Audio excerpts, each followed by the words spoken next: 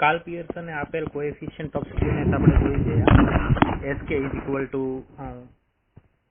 Mean minus mode upon sigma. બરાબર છે. હવે આપણે જોઈએ છીએ બોવલીસ કોએફિશિયન્ટ ઓફ સ્ક્યુનેસ. બોવલી આપેલો કોએફિશિયન્ટ ઓફ સ્ક્યુનેસ જોઈએ છીએ.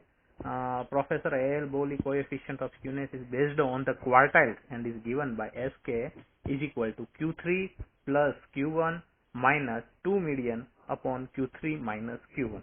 જો બધા કોએફિશિયન્ટ હોય છે, આપણે અગાઉ જોયા હતા રેન્જના કોએફિશિયન્ટ હોય કે પછી આ બધા મેજર ઓફ ડાયસ્પર્શન હતા, જે છે મેજર ઓફ સ્ક્યુનેસ છે. ભલે તો પણ એના જે કોએફિશિયન્ટ જોયા હતા રેન્જના, ક્વાર્ટાઇલના, તો રેન્જનો કોએફિશિયન્ટ શું હતો? R max minus R minus upon R max plus R minus, એટલે કે છેદમાં પ્લસ થતો હતો, રાઈટ. ક્વાર્ટાઇલ ડેવિએશનનો કોએફિશિયન્ટ જોયું તો Q3 minus Q1 upon Q3 plus Q1, એટલે કે છેદમાં પ્લસ હતું, રાઈટ. પરંતુ બાઉલિસ કોએફિશિયન્ટ ઓફ સ્ક્યુનેસ તમે જુઓ તો એમાં છેદમાં પ્લસ નહીં પણ માઇનસ છે. બાઉલિસ કોએફિશિયન્ટ ઓફ સ્ક્યુનેસ છે Q3 plus Q1 minus 2 median upon Q3 minus Q1. Also known as quartile coefficient of skewness, Bowley's coefficient of skewness ને quartile coefficient of skewness પણ કહે છે. બરાબર છે. આગળ જે આવશે એ ડેકાઇલ કે પર્સન્ટાઇલ coefficient of skewness છે. બરાબર, એ છે કેલીસ coefficient of skewness. હવે બાઉલિસ કોએફિશિયન્ટ ઓફ સ્ક્યુનેસ કેમ વપરાય? કારણ કે આપણે જે કાર્લ પિયર્સનનો જે કોએફિશિયન્ટ ઓફ સ્ક્યુનેસ જોયો mean minus mode upon sigma, તો એમાં મોડ ઇઝ ઇલ ડિફાઇન્ડ હોય. બરાબર છે. અને extreme observation are present in the data. When the mode is ill defined and the extreme observations are present in the data, when the distribution has open-end classes or unequal class intervals, in this situation, Pearson's coefficient of skewness cannot be used. બરાબર છે. ત્યારે પિયર્સનનો coefficient of skewness ઉપયોગ ના થાય, એટલા માટે બાઉલિસ coefficient of skewness ઉપયોગ. ક્યારે મોડ છે એ તો મળતો ના હોય, ઇલ ડિફાઇન હોય, પછી એક્સ્ટ્રીમ ઓબ્ઝર્વેશન એમાં પ્રેઝન્ટ હોય ડેટાની અંદર, અને ઓપન એન્ડ ક્લાસ ધરાવતો હોય. કારણ કે ક્વાર્ટાઇલ છે એ ઓપન એન્ડ ક્લાસ હોય એ માટે પણ ગણી શકાય. બરાબર ને? આપણે જોયું હતું કે મીડિયન છે એ ઓપન એન્ડ ક્લાસ હોય એ માટે પણ ગણી શકાય. ક્વાર્ટાઇલ છે, ક્વાર્ટાઇલ ડેવિએશન પણ છે ઓપન એન્ડ ક્લાસ વાળું જે હોય ડેટા, એની માટે પણ ગણી શકાય. ઓપન એન્ડ ક્લાસ ઇન્ટરવલ ધરાવતો હોય કે અનઇક્વલ ક્લાસ ઇન્ટરવલ ધરાવતો એના માટે પણ બોવલિસ કોએફિશિયન્ટ ઓફ સ્ક્યુનેસ છે એ ગણી શકાય છે. In this situation, Pearson's coefficient of skewness cannot be used. પણ આવા વખતે Pearson's coefficient of skewness ગણી શકાતો નથી. Bowley's coefficient of skewness ની કિંમત છે -1 થી 1 વચ્ચે ગમે તેટલી આવે. -1 થી 1 વચ્ચે આવે. -1 આવે જો Bowley's coefficient of skewness માં SK is equal to -1 આવે, એનો મતલબ એવો થાય છે કે આ બાઉલી જે ડિસ્ટ્રીબ્યુશન જે છે એ નેગેટિવલી સ્ક્યુ છે. અને SK છે એ +1 આવે તો એનો મતલબ એવો થાય છે કે કોઈ જે ડિસ્ટ્રીબ્યુશન છે એ પોઝિટિવલી સ્ક્યુ છે, એકદમ પોઝિટિવલી સ્ક્યુ છે. બરાબર છે. અને જો SK ઇઝ ઇક્વલ ટુ +1 જ આવ્યો, બરાબર છે, મેક્સિમમ કિંમત છે એની પ્લસમાં +1 આવે, તો એનો મતલબ એવો થાય છે કે મીડિયન છે એ ફર્સ્ટ ક્વાર્ટાઇલમાં સેટ થયેલો છે. બરાબર ને? કારણ કે જો પોઝિટિવલી સ્ક્યુ હોય, બરાબર છે, એટલે જે ટેકરો છે એ એકદમ ડાબી બાજુ આવી ગયો હોય અને જે પૂંછડી છે જમણી બાજુની એ જમણી બાજુ તરફ લાંબી હોય, એને કહેવાય પોઝિટિવ સ્ક્યુનેસ. બરાબર છે. તો આ જે મીડિયન જે છે એ છે ફર્સ્ટ ક્વાર્ટાઇલમાં જ સેટ થઈ જાય છે. બરાબર છે. વધારે ડાબી બાજુ મીડિયન સેટ થઈ જાય છે. કારણ કે જે આ ટેકરો આવેલો છે ત્યાં મોડ હશે અને મોડથી તો મીડિયન નાનો હોય. બરાબર છે. એટલા માટે. અને જો SK is equal to -1 હોય તો ડિસ્ટ્રીબ્યુશન છે એ નેગેટિવલી સ્ક્યુડ હોય. નેગેટિવલી સ્ક્યુ હોય એનો મતલબ કે ડાબી બાજુની પૂંછડી વધારે લાંબી હોય અને એનો જે ટેકરો છે એકદમ જમણી બાજુ સ્થિત થઈ ગયો હોય, એટલે કે મોડ છે એ જમણી બાજુ ત્યાં જતો રહ્યો હોય. બરાબર. એટલા માટે જે મીડિયન છે મધ્યસ્થ એ થર્ડ ક્વાર્ટાઇલમાં સેટ થયેલો હોય. એ છે થર્ડ ક્વાર્ટાઇલમાં સેટ થયેલો હોય. આની પહેલાની જે સ્થિતિ હતી પોઝિટિવ ડિસ્ટ્રીબ્યુશન, બરાબર છે, એમાં જે મોડ છે એ એકદમ ડાબી બાજુ આવેલો હોય છે. એટલે મીડિયન છે એ મોડ કરતા મેં કીધું તો નાનો હોય, નાનો નહીં પણ સોરી મોટો હોય છે. બરાબર છે. એટલે જે મોડ છે એ તો ફર્સ્ટ ક્વાર્ટાઇલ છે એની પણ ડાબી બાજુ હશે પોઝિટિવ ડિસ્ટ્રીબ્યુશનમાં. જે પોઝિટિવ ડિસ્ટ્રીબ્યુશન જમણી બાજુની પૂંછડી લાંબી છે ને ટેકરો છે એ ડાબી બાજુ થઈ ગયો છે, ત્યારે મોડ છે એ જે ટેકરાની સૌથી ઊંચું જે પોઈન્ટ છે ત્યાં મોડ સ્થિત થયેલો હશે. અને મીડિયન છે એની જમણી બાજુ અને મીન છે એ એની પણ જમણી બાજુ છે, બરાબર છે. જ્યારે નેગેટિવલી સ્ક્યુ ડિસ્ટ્રીબ્યુશન હશે એમાં ટેકરો એકદમ ડાબી બાજુ ખસી ગયો હશે, પૂંછડી છે એ ડાબી બાજુની ટેકરો છે એકદમ જમણી બાજુ ખસી ગયો છે, પૂંછડી છે એ ડાબી બાજુની લાંબી થઈ ગઈ હશે. એટલા માટે જ્યાં ટેકરો સૌથી ઊંચો થયો છે ત્યાં મોડ છે એ સ્થિત થઈ જશે અને એની ડાબી બાજુ મીડિયન જે થર્ડ ક્વાર્ટાઇલ આવેલું હશે એ હશે અને એની પણ ડાબી બાજુ મીન હશે. મીડિયન હંમેશા મીન અને મોડની જ વચ્ચે છે, બરાબર છે. તો આ રીતે છે. હવે it should be clearly understood that the values of the coefficient of skewness obtained by Bowley's formula and Pearson's formula are not comparable. બરાબર, એનો Pearson's coefficient of skewness થી તમે જે ગણ્યું હોય mean minus mode upon sigma અથવા તો 3 into mean minus median upon sigma રીતે જે તમે ગણેલું હોય 3 into bracket mean minus mode bracket mean minus median bracket close upon sigma એ રીતે જો ગણેલું હોય, આ બેમાંથી કોઈ પણ રીતે ગણી શકાય છે, ત્યારે જે કિંમત આવે એ અને Bowley's coefficient of skewness Q3 plus Q1 minus 2 into median upon Q3 minus Q1 તરીકે જે કોએફિશિયન્ટ ગણેલું એ બંનેની કિંમતોને કોઈ પણ લાગતું વળગતું નથી. હા, બસ ફક્ત એક જ કેસમાં લાગે, જ્યારે ડિસ્ટ્રીબ્યુશન એકદમ સિમેટ્રિક હોય ત્યારે બંનેની કિંમત 0 આવશે, બાકી કંઈ લાગતું વળગતું નથી. હા, એવું પણ બની શકે એક જ ડિસ્ટ્રીબ્યુશનનો પોલીસ આજે બોલિસ કોએફિશિયન્ટ ઓફ સ્ક્યુનેસ ગણો એ નેગેટિવ આવતો હોય અને જે પિયર્સન્સ કોએફિશિયન્ટ ઓફ સ્ક્યુનેસ ગણો એ પોઝિટિવ આવતો હોય, એવું પણ બની શકે. એક પોઝિટિવ ને બીજો નેગેટિવ અથવા આ નેગેટિવ અને પેલો પોઝિટિવ આવતો હોય એવું પણ બની શકે. એટલે એ બંનેને કંઈ લાગતું વળગતું નથી, એટલે એ બંનેને સરખાવી શકાતા નથી. એક પ્રોબ્લેમ એ છે કે બાઉલિસ કોએફિશિયન્ટ ઓફ સ્ક્યુનેસ જે ક્વાર્ટાઇલ પર આધારિત છે એ ખાલી ડિસ્ટ્રીબ્યુશન ડેટાના 50% ડેટાને જ આધાર લઈને કામ કરે છે. તો આ ઇસ્યુને ઓવરકમ કરવા માટે કેલિસ મિઝર ઓફ સ્ક્યુનેસ આપણે આગળ જોઈશું કે પર્સન્ટાઇલ કે ડેકાઇલ P90 ને P90 અને P10 અથવા તો D9 અને D1 દ્વારા આ ઇસ્યુને છે એડ્રેસ કરે છે, એટલે વધારે 80% ડેટા કવર કરે છે. તો એ આપણે આગળ જોઈશું. પછી છે કેલિસ મિઝર ઓફ સ્ક્યુનેસ. કેલિસ મિઝર ઓફ સ્ક્યુનેસ છે એ બસ જે પેલો બાઉલિસ કોએફિશિયન્ટ ઓફ સ્ક્યુનેસ હતો એનો જે ઇસ્યુ હતો કે 50% ડેટાને જ કવર કરે છે, બદલે 80% ડેટાને કવર કરે છે P90 અને P10 ની મદદથી, પર્સન્ટાઇલ 90% અને 10% ની મદદથી. બીજી કાંઈ એમાં ખાસ બાબત નથી. હવે જો પેલા કેલિસ મિઝર ઓફ સ્ક્યુનેસ, આ મિઝર ઓફ સ્ક્યુનેસ છે, કોએફિશિયન્ટ નથી, કોએફિશિયન્ટ પછી જોઈએ. મિઝર ઓફ સ્ક્યુનેસ તો ખાલી એ પ્રમાણે જ આપવામાં આવ્યો છે P90 plus P10 minus 2 into P50, બરાબર. અથવા તો એને એમ પણ કહી શકાય ડેકાઇલના સ્વરૂપમાં કે D9 plus D1 minus 2 into D5. હવે કોએફિશિયન્ટ ઓફ સ્ક્યુનેસ જે છે કેલિસ કોએફિશિયન્ટ ઓફ સ્ક્યુનેસ એ પેલા બાઉલીની જેમ જ છેદમાં ખાલી P90 માઇનસ P10 અથવા તો D9 માઇનસ D1 કરીને આપી દેવામાં આવ્યું છે. એટલે કેલિસ કોએફિશિયન્ટ ઓફ સ્ક્યુનેસ આ પ્રકારે થશે P90 plus P10 minus 2 into P50 upon P90 minus P10. અને ડેકાઇલના સ્વરૂપમાં જોઈએ તો D9 plus D1 minus 2 into median, કારણ કે જે P50 છે બરાબર છે એ D5 છે એ મીડિયન પણ છે ને, એટલે D5 પણ લખી શકાય અને એને મીડિયન પણ કહેવાય, minus 2 into median upon D9 minus D1. આ પ્રકારે આપવામાં આવ્યું છે. Primarily, this method is primarily of theoretical importance only and is seldom used in practice. है ना, પ્રેક્ટિસમાં બહુ યુઝ ઓછો છે. હવે અહીં કેટલાક એક્ઝામ્પલ એના પરથી આપવામાં આવ્યા છે.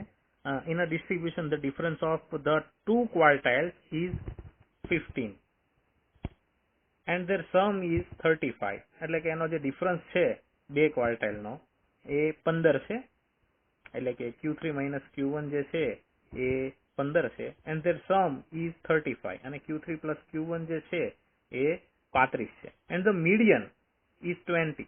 એટલે કે Q2 છે એ મીડિયન છે એ 20 છે. Find the coefficient of skewness. તો કોએફિશિયન્ટ ઓફ સ્ક્યુનેસ શોધો, બરાબર છે. ક્વાર્ટાઇલ આપ્યો છે એટલે અહીંયા આપણે બાઉલીનો કોએફિશિયન્ટ ઓફ સ્ક્યુનેસ શોધી શકશું, જે છે Q3 plus Q1 minus 2 into median upon Q3 minus Q1, બરાબર. એટલે સૌથી પહેલા ઉપર તો Q3 પ્લસ Q1 નો સરવાળો જે આપેલો છે સમ ઇઝ 35, બરાબર છે, એટલે 35 માઇનસ મીડિયન 20 આપેલો છે, માઇનસ 2 ઇન્ટુ મીડિયન એટલે માઇનસ 2 ગુણ્યા 20, 35 માંથી 2 ગુણ્યા 20 40 જાય એટલે માઇનસ 5 વધે, અને છેદમાં એનો ડિફરન્સ Q3 માઇનસ Q1 એ 15 આપેલો છે, તો માઇનસ 5 ના છેદમાં 15 એટલે જવાબ આવે માઇનસ 0.33. નેગેટિવલી સ્ક્યુડ ડિસ્ટ્રીબ્યુશન છે એવું કહી શકાય Bowley's coefficient of skewness. If the first quartile is 48 and quartile deviation is 6, find the median. Q1 48 હોય અને QD છે 6 હોય તો મીડિયન શું થાય? અને જો કાઉન્સમાં લખ્યું છે assuming the distribution to be symmetrical distribution હોય એટલે મીડિયન છે એ બંનેના બરાબર મધ્યમાં આવેલો હોય, બરાબર છે, જે ક્વાર્ટાઇલ ડેવિએશન છે એક ક્વાર્ટાઇલ જેટલું જ થાય, એટલે 48 ની અંદર એક ક્વાર્ટાઇલ ડેવિએશન નાખવું એટલે એ ફર્સ્ટ ક્વાર્ટાઇલ નો સેકન્ડ ક્વાર્ટાઇલ બની જાય, 48 ને 6 54 થાય. એ જ રીતે કીધું છે Q1 6 છે, ત્રીજી એક એક્સરસાઇઝ છે Q1 6 છે, Q3 10 છે, અને Bowley's coefficient of skewness છે 0.5 છે. then the value of median will be equal to, તો મીડિયન ની વેલ્યુ કેટલી થશે? બરાબર છે, તો Bowley's coefficient of skewness 0.5 આપવામાં આવ્યું છે. Bowley's coefficient of skewness કઈ રીતે ગણાશે? Q3 plus Q1 એટલે કે 10 અને 6 16 થશે, માઇનસ 2 ઇન્ટુ મીડિયન, બરાબર છે, માઇનસ 2 ઇન્ટુ મીડિયન જે આપણે શોધવાનો છે એના છેદમાં છે ડિફરન્સ Q3 માઇનસ Q1, જે 10 માંથી 6 જાય 4 આવશે, એટલે 16 માંથી અમુક વસ્તુ બાદ કરી અને એને 4 વડે ભાગીએ તો જવાબ શું આવે? કોએફિશિયન્ટ ઓફ સ્ક્યુનેસ 1/2 આવે. એટલે 16 માંથી અમુક વસ્તુ બાદ કરીને એને 4 વડે ભાગીએ, કોઈ બી તો ઉપર શું હશે? અંશમાં 2 હશે, જેને 4 વડે ભાગીએ તો જ જવાબ 0.5 આવશે. તો 2 કઈ રીતે થશે? 16 minus something, 16 minus 2 into median કરીએ તો 2 કઈ રીતે થાય? 16 માંથી 14 જાય તો 2 થાય, એટલે 2 ઇન્ટુ મીડિયન જે છે એ 14 છે, મીડિયન 7 છે. મોમેન્ટ એટલે શું? મોમેન્ટ એ શું છે સમજવા માટે આપણે સૌથી પહેલા વેરિયન્સ ને સમજવું પડશે. હવે વેરિયન્સ ની સાથે આપણે જોયું હતું સ્મોલ s સ્ક્વેર, એ હતું MSD, મીન સ્ક્વેર ડેવિએશન. એ અને વેરિયન્સ એ બંનેને આપણે સમજવું પડશે. તો આપણે અલગ અલગ મોમેન્ટ જે છે, central moment, raw moment, moment about origin, એને આપણે સમજી શકીશું. હવે વેરિયન્સમાં શું હોય છે? Sigma f into x minus x bar whole square અને એના છેદમાં n ટોટલ ફ્રીક્વન્સી હોય છે, બરાબર છે. હવે આજે f into x minus x બાર નો જે સ્ક્વેર કર્યો ને એ એટલામી મોમેન્ટ છે, એટલે વેરિયન્સ એ બીજી મોમેન્ટ છે, બરાબર. Variance is a second moment about mean. Moment 3 પ્રકારની હોય છે. મોમેન્ટ અબાઉટ મીન હોય છે, જો એ મધ્યકથી ગણવામાં આવ્યું હોય, એટલે કે જે ડિફરન્સ છે એ મધ્યકને સાપેક્ષ લઈને ગણ્યો હોય તો એ મોમેન્ટ અબાઉટ મીન થઈ, બરાબર છે. અને કેટલામી મોમેન્ટ થઈ? એ જેટલી ઘાત હોય એટલામી એ મોમેન્ટ થઈ. વેરિયન્સમાં 2 ઘાત છે, એટલે વેરિયન્સ એ બીજી મોમેન્ટ છે. હવે એનો મતલબ એવો નથી કે સ્ટાન્ડર્ડ ડેવિએશન એ પહેલી મોમેન્ટ છે, ના, કારણ કે સ્ટાન્ડર્ડ ડેવિએશનમાં પણ વર્ગ જ કરવામાં આવે છે, પરંતુ ત્યારબાદ એનું અંડર રૂટ લઈ લેવામાં આવે છે, બરાબર ને. તો પહેલી મોમેન્ટ તો એને કહેવાય કે x માઇનસ x બાર કરે, ફર્સ્ટ મોમેન્ટ અબાઉટ મીન તો એને કહેવાય કે x માઇનસ x બાર કરે ત્યારબાદ એનો સ્ક્વેર ના કરે, પણ કારણ કે સ્ક્વેર કરવાથી તો માઇનસ વાળી જે રિઝલ્ટ હશે એ બધા પણ પ્લસ થઈ જશે, પણ એને x માઇનસ x બાર કરીને જે ડિફરન્સ આવ્યો એ જ બધા ડિફરન્સને લઈને પછી એનો સરવાળો કરે. ત્યારે સ્ટાન્ડર્ડ ડેવિએશનમાં તો શું થશે કે x માઇનસ x બાર કરશે અને જે ડિફરન્સ આવશે તરત એનો સ્ક્વેર કરી નાખશે, પાછો બીજો ડિફરન્સ લેશે, પાછો એનો સ્ક્વેર કરી નાખશે, એ બધા જે રિઝલ્ટ આવશે એનો સરવાળો કરશે. જ્યારે મોમેન્ટમાં શું હોય છે કે x માઇનસ x બાર કરશે ફર્સ્ટ મોમેન્ટમાં, અને એનો જે જવાબ આવશે એને એ રાખશે, અને એ રીતે બધા અવલોકનોની સાથે ડિફરન્સ લેશે અને બધા ડિફરન્સ જે છે એનો સરવાળો કરશે. તો આ ડિફરન્સ કેવો આવે? ફર્સ્ટ મોમેન્ટ અબાઉટ મીન હંમેશા 0 આવે, કારણ કે આપણે જોઈ ગયા algebraic sum of deviation of a given set of observations from their mean is 0. Thus the first moment about mean is always 0. બરાબર. તો સૌથી પહેલા આપણે 0મી મોમેન્ટ જોઈએ. 0મી મોમેન્ટ શું હોય? Sigma f into x minus x bar all raised to કેટલામી square? 0મી મોમેન્ટ એટલે 0 એને 0 ઘાત અને એના છેદમાં n, એટલે 0th moment about mean x bar is 1, કારણ કે એની કોઈની પણ 0 ઘાત કરી એટલે એક જ જવાબ આવવાનો છે. એટલે 0મી મોમેન્ટ છે મીનની એ 1 છે. હવે આપણે જે કીધું કે પછી ફર્સ્ટ મોમેન્ટ બરાબર x માઇનસ એક્સ બાર ની 1 ઘાત અને એના છેદમાં n, એટલે એ જે ફર્સ્ટ મોમેન્ટ આવી એ જે છે એ હંમેશા 0 જ આવશે. 0 માં મોમેન્ટ 1 આવશે કારણ કે 0 ઘાત એટલે 1 થાય, અને કારણ કે બધા ડિફરન્સનો સરવાળો 0 થવાનો છે એટલે ફર્સ્ટ મોમેન્ટ જે છે એ 0 આવશે મીન ને સાથે લઈ બરાબર. પછી જે સેકન્ડ મોમેન્ટ છે એ તો વેરિયન્સ નું જ સૂત્ર છે sigma f into X minus X bar whole square ના છેદમાં n બરાબર, એટલે એ થઈ ગઈ second moment. Second moment about mean gives the variance of the distribution. હવે moment about arbitrary point a એને સમજવા માટે આપણે MSD યાદ કરો, મીન સ્ક્વેર ડેવિએશન. આપણે જોયું હતું ને મીન સ્ક્વેર ડેવિએશન છે એની મિનિમમ વેલ્યુ છે એ વેરિયન્સ જેટલી હોય, એટલે મીન સ્ક્વેર ડેવિએશન વેરિયન્સ કરતા મોટો જોવાનો. જે વેરિયન્સ ને બરાબર ત્યારે જ થાય જ્યારે એ જે મીન સ્ક્વેર ડેવિએશન છે એ મધ્યકને સાપેક્ષે રાખીને પણ આર્બિટરી પોઈન્ટ a ને સાપેક્ષે રાખીને ગણાય છે. એટલા માટે એ જે આર્બિટરી પોઈન્ટ a છે એની કિંમત મધ્યક જેટલી જો હોય ત્યારે તે એની કિંમત છે મિનિમમ થાય અને એ વેરિયન્સ જેટલી થાય. આવું આપણે જોયું હતું. તો આ રીતે જે મીન સ્ક્વેર ડેવિએશન શોધવાનો છે એમાં ખાલી ફરક એટલો જ છે કે x માઇનસ આમાં x બાર કરે, એમાં x માઇનસ a કરી અને એનો સ્ક્વેર કરે, sigma f into x minus a નો સ્ક્વેર ના છેદમાં n. આ છે થઈ ગયો મીન સ્ક્વેર ડેવિએશન. તો આ છે એ second moment about arbitrary point a છે, જ્યારે વેરિયન્સ છે એ સેકન્ડ મોમેન્ટ અબાઉટ મીન છે.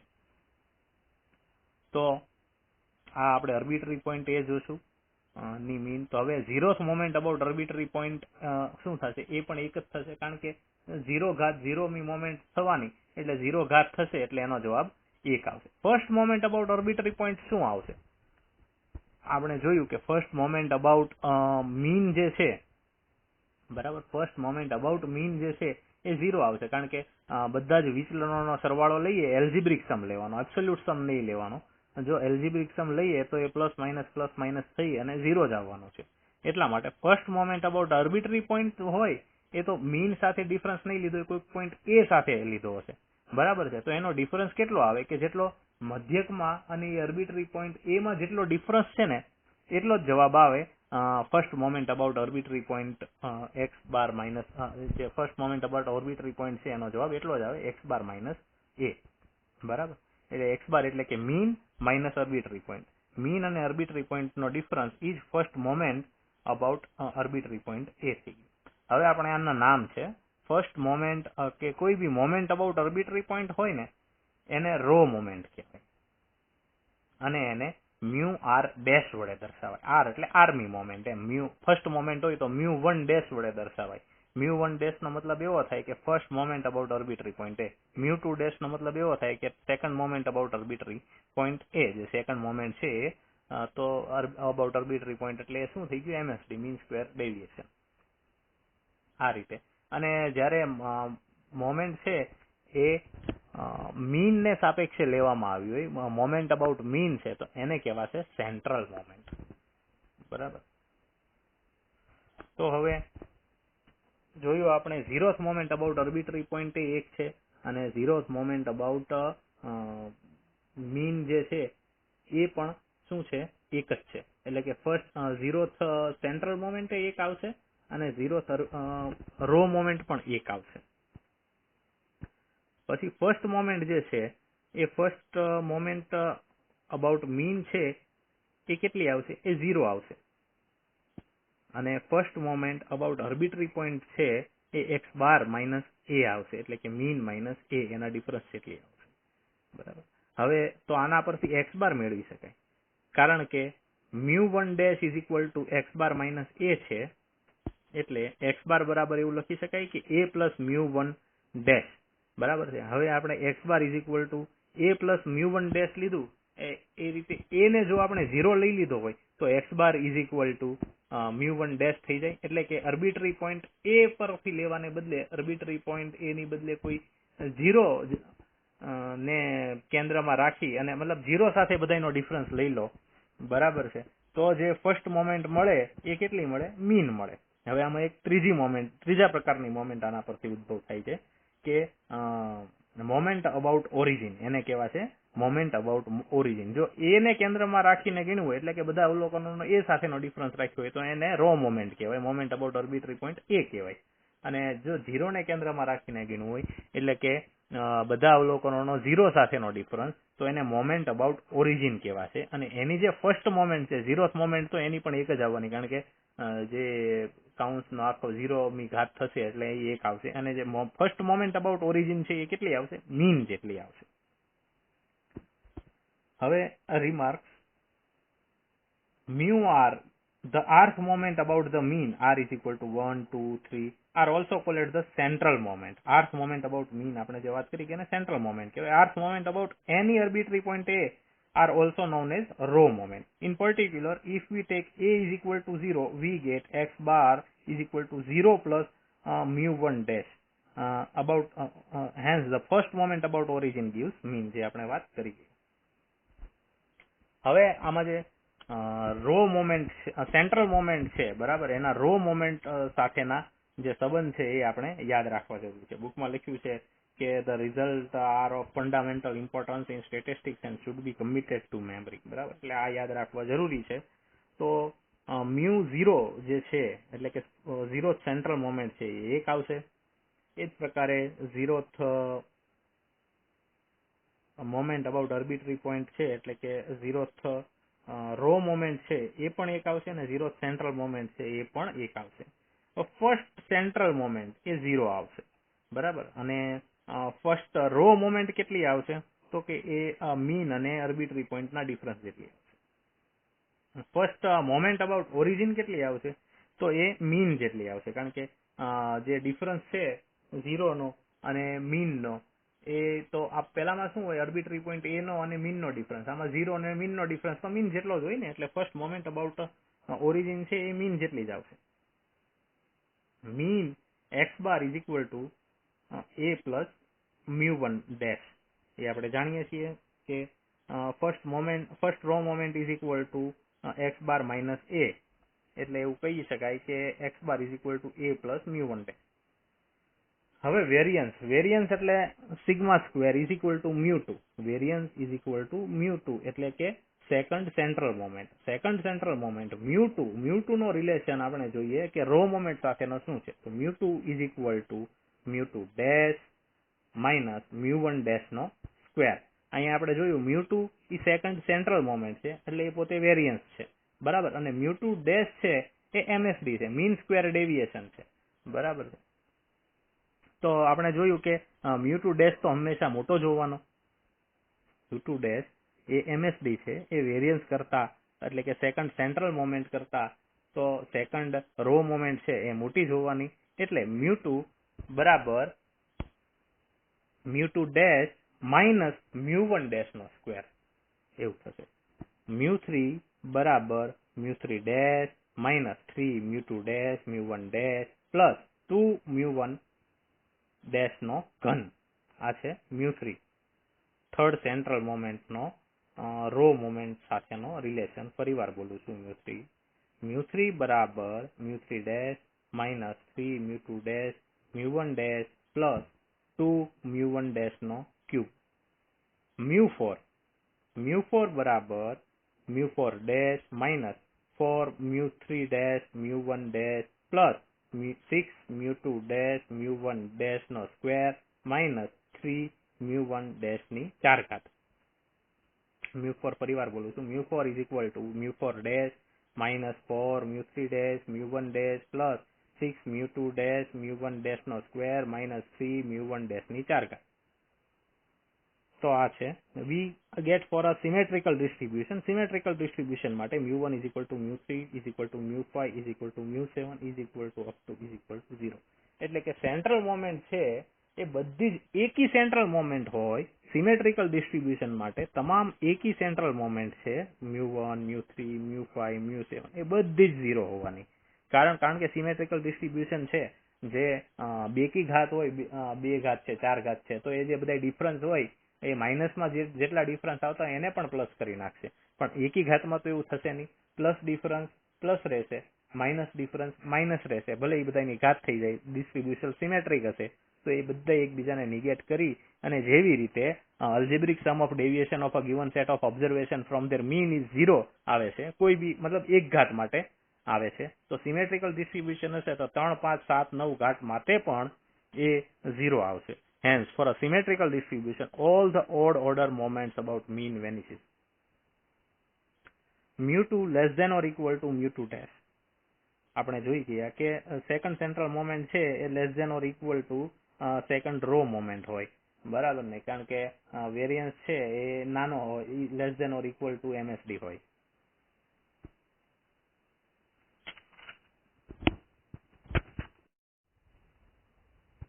Moments about mean are invariant under change of origin but not of scale. એટલે કે મોમેન્ટ છે એ ઇન્વેરિયન્ટ છે, ચેન્જ ઓફ ઓરિજિન માં ચેન્જ કરો તો ઇન્વેરિયન્ટ છે, બટ સ્કેલમાં ચેન્જ કરો તો એ બદલાઈ જશે.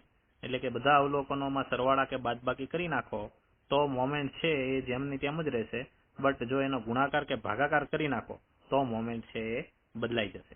હવે સેફર્ડે કરેક્શન આપ્યા છે મોમેન્ટ માટેના, અને ચાર્લીએ પણ એક ચેક આપ્યા છે, ચાર્લિયર ચેક એવું કહેવાય છે. We have on using binomial expression for positive integral index. તો આપણે સેફર્ડ કરેક્શન ફોર મોમેન્ટ જોઈશું. સેફર્ડ કરેક્શન એવું કહે છે, frequencies are concentrated at the mid points of the corresponding classes. This assumption is approximately true for distributions which are symmetrical or moderately skewed, and for which the class intervals are not greater than 1/20th of the range of the distribution. However, in practice, this assumption is not true in general, and consequently, some error known as grouping error is introduced in the calculation of moments. W.F. Shepard proved that if the frequency distribution is continuous and the frequency tapers off to 0 in both directions, the effect due to grouping at the midpoint of the intervals can be corrected by the following formula known as Shepard's correction. એટલે કે જે grouping error આવે છે એ grouping એરરને કારણે moment ના હિસાબમાં જે કંઈ ભૂલ થાય છે એને કરેક્ટ કરવા માટે શેફર્ડે કરેક્શન આપેલા છે. This correction, હવે એનો રિમાર્ક છે કે this correction is valid only for symmetrical or slightly asymmetrical continuous distribution and cannot be applied in the case of extremely asymmetrical distributions like J-shaped or inverted J-shaped or U-shaped distribution હોય કે extremely asymmetrical distribution હોય ત્યારે આ Shepard correction છે એ apply થશે નહીં. As a safeguard against sampling error, this correction should be applied only if the total frequency is fairly large, say greater than 1000. એટલે કે fairly symmetrical હોય distribution અને large હોય, જેમ કે frequency જે છે total number એ 1000 થી વધારે હોય ત્યારે Shepard correction છે એ લાગુ પડશે. Shepard correction છે એ ગ્રુપિંગ એરર ને ઓવરકમ કરવા માટે લાવવામાં આવ્યા છે. Shepard correction ના અહીંયા આપેલા છે mu2, mu3 અને mu4, એટલે કે second central moment, third central moment અને ફોર્થ સેન્ટ્રલ મોમેન્ટમાં એને કરેક્શન આપ્યું છે. થર્ડ સેન્ટ્રલ મોમેન્ટ એને જેમની તેમ જ રાખી છે. mu3 corrected mu3 is equal two mu3, એટલે થર્ડ સેન્ટ્રલ મોમેન્ટમાં કોઈ ચેન્જ નથી. એને ખાલી બે ચેન્જ mu2 અને mu4, સેકન્ડ સેન્ટ્રલ મોમેન્ટ ને ફોર્થ સેન્ટ્રલ મોમેન્ટમાં બે કરેક્શન આપ્યા છે. એના કહેવા પ્રમાણે mu2 છે સેકન્ડ સેન્ટ્રલ મોમેન્ટ છે એ તમને જે mu2 મળી છે mu2 માઇનસ h² એટલે h² ના છેદમાં 12 છે એ બાદ કરી નાખો h, એટલે કે હાઇટ ઓફ ક્લાસ હશે. તો h² ના છેદમાં 12 જેટલી રકમ છે એ બાદ કરી નાખો સેકન્ડ સેન્ટ્રલ મોમેન્ટમાંથી તો તમને કરેક્ટેડ સેન્ટ્રલ મોમેન્ટ મળે.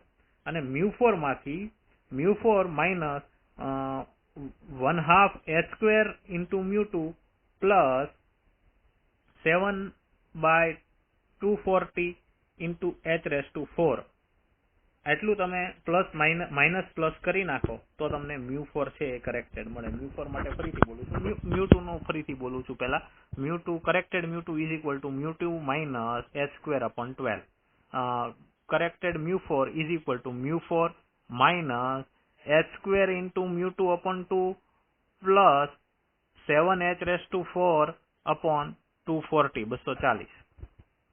આ છે કરેક્ટેડ mu4. કરેક્ટેડ mu4 ફરીથી બોલું છું, corrected mu4 is equal to mu4 minus h² into mu2/2 plus 7h⁴/240 એ છે કરેક્ટેડ mu4. આપણે કોએફિશિયન્ટ ઓફ સ્ક્યુનેસ કેલીનું પેલા બાઉલીનું ભણ્યા જે ક્વાર્ટાઇલ પર આધારિત હતું, પછી કેલીનું ભણ્યા જે પર્સન્ટાઇલ ને ડેકાઇલ પર આધારિત હતું.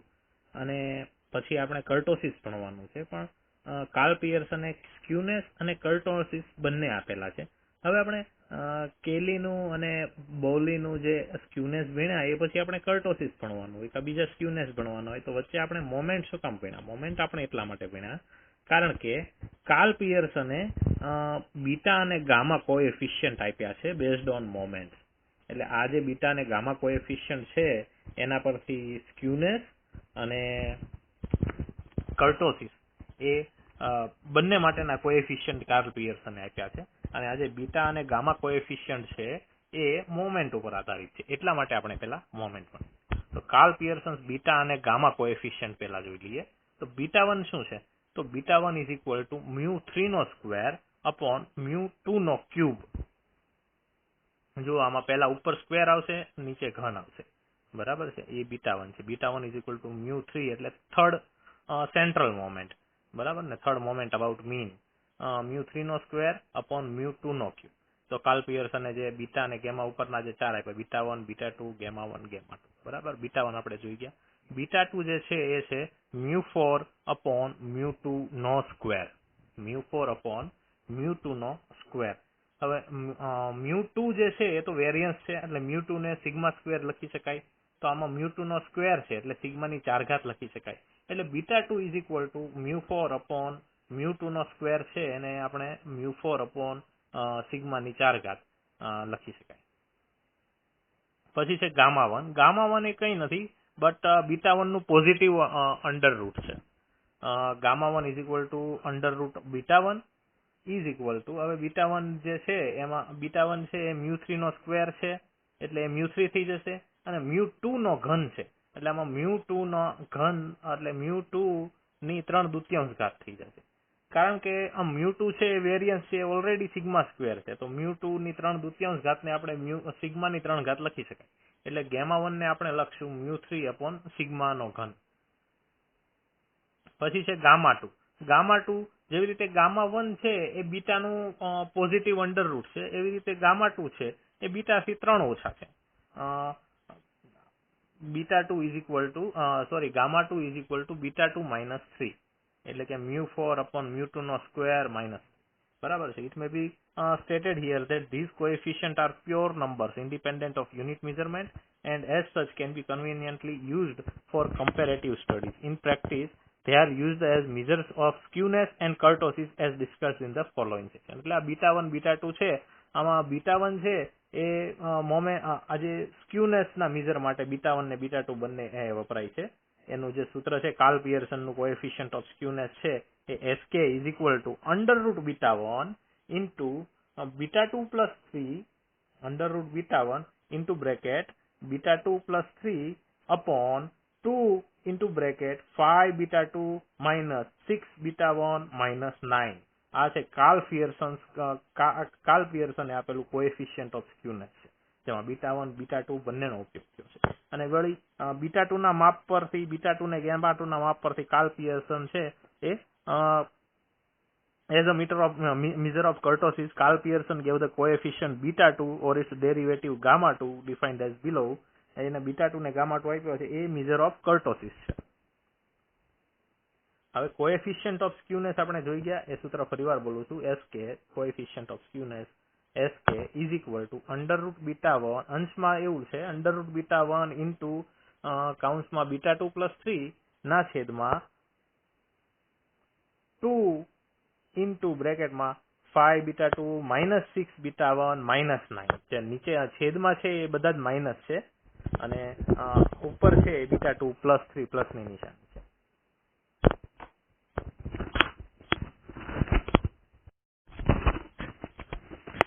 હવે ઇન્ડિપેન્ડન્ટલી બીટા 1 ને સ્ક્યુનેસ ના મેજર કોએફિશિયન્ટ તરીકે અને બીટા 2 ને કર્ટોસિસ ના મેજર તરીકે આપણે લઈએ તો બીટા 1 ની છે સિરિયસ લિમિટેશન છે. જો બીટા 1 નું સૂત્ર શું છે μ3 નો સ્ક્વેર, એટલે એ તો ક્યારેય માઇનસ આવવાનું જ નથી, ના છેદમાં μ2 નો ઘન, એટલે μ2 જે છે એટલે વારિયન્સ છે, વારિયન્સ પણ કોઈ દી માઇનસ આવવાનું નથી. બીટા 1 ક્યારેય માઇનસ નહીં આવે. એટલા માટે કોએફિશિયન્ટ ઓફ સ્ક્યુનેસ તરીકે આપણે બીટા 1 ને નહીં પણ બીટા 1 ના પોઝિટિવ અંડર રૂટ ને લઈએ તો એને ગામા 1 કહેવાશે. તો ગામા 1 શું થશે μ3 અપોન સિગ્માનો ઘન, બરાબર છે. તો સિગ્માનો જે ઘન છે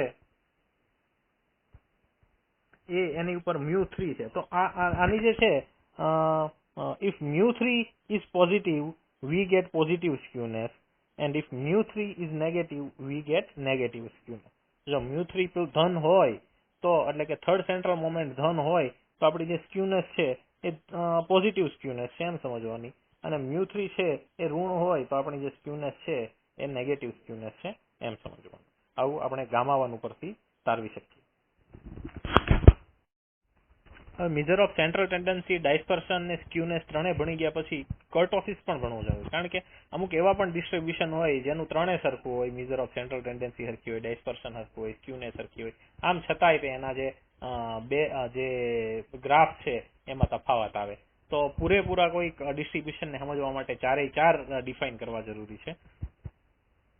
કાર્લ પિયર્સને જે આપણે છે આને કહ્યું છે કોન્વેક્સિટી ઓફ ધ કર્વ અથવા કર્ટોસિસ કહ્યું છે, કે જે પિકેડનેસ છે એ જે ઘંટાકાર પ્રમાણે જે ગ્રાફ બને છે સિમેટ્રિક ડિસ્ટ્રીબ્યુશનનો, બરાબર છે, જો એ વધારે પડતો ઊંચો હોય, ટેકરો જે છે એ વધારે પડતો બનાવતો હોય તો એને આપણે છે કર્ટોસિસ કહીશું, એને લેપ્ટોકર્ટિક કહીશું.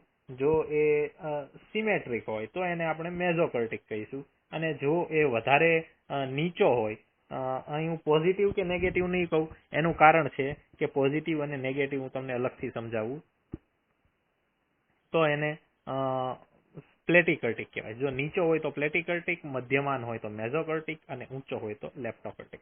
હવે આના જે છે β2 ઉપરથી આનું માપ નીકળે કે β2 છે એ 3 હોય, બરાબર છે, તો એ છે મેઝોકર્ટિક હોય, β2 નું માપ 3 થી વધારે હોય તો એ લેપ્ટોકર્ટિક હોય, અને β2 નું માપ છે એ 3 થી ઓછું હોય તો એ પ્લેટોકર્ટિક હોય. એટલે આપણે સામાન્ય મને પણ એવું માનવા પ્રેરાઈએ કે જે નીચો ટેકરો છે એ નેગેટિવ કર્ટોસિસ છે, અને જે સૌથી ઊંચો ટેકરો છે એ પોઝિટિવ કર્ટોસિસ છે. પણ એવું નથી, અહીંયા ધ્યાન રાખવાનું રહેશે. જે લેપ્ટોકર્ટિક છે, જે ઊંચો ટેકરો છે, એને લેક ઓફ કર્ટોસિસ કહેવાય અથવા તો નેગેટિવ કર્ટોસિસ કહેવાય, અને જે નીચો ટેકરો છે એકદમ એ જે પ્લેટિકર્ટિક છે એને કર્ટોસિસ ઇન એક્સેસ કહેવાય અથવા તો પોઝિટિવ કર્ટોસિસ કહેવાય. તો આ બાબતનું ધ્યાન રાખવાનું આવશે. જે નીચો હોય એ જાડો હોય એટલે એ પોઝિટિવ કર્ટોસિસ છે, એ પ્રમાણે યાદ રાખશું. આ સિવાય ગોસેટ છે, ગોસેટે છે એ સરસ ચિત્ર આપ્યું છે, એનું અહીં લખેલું છે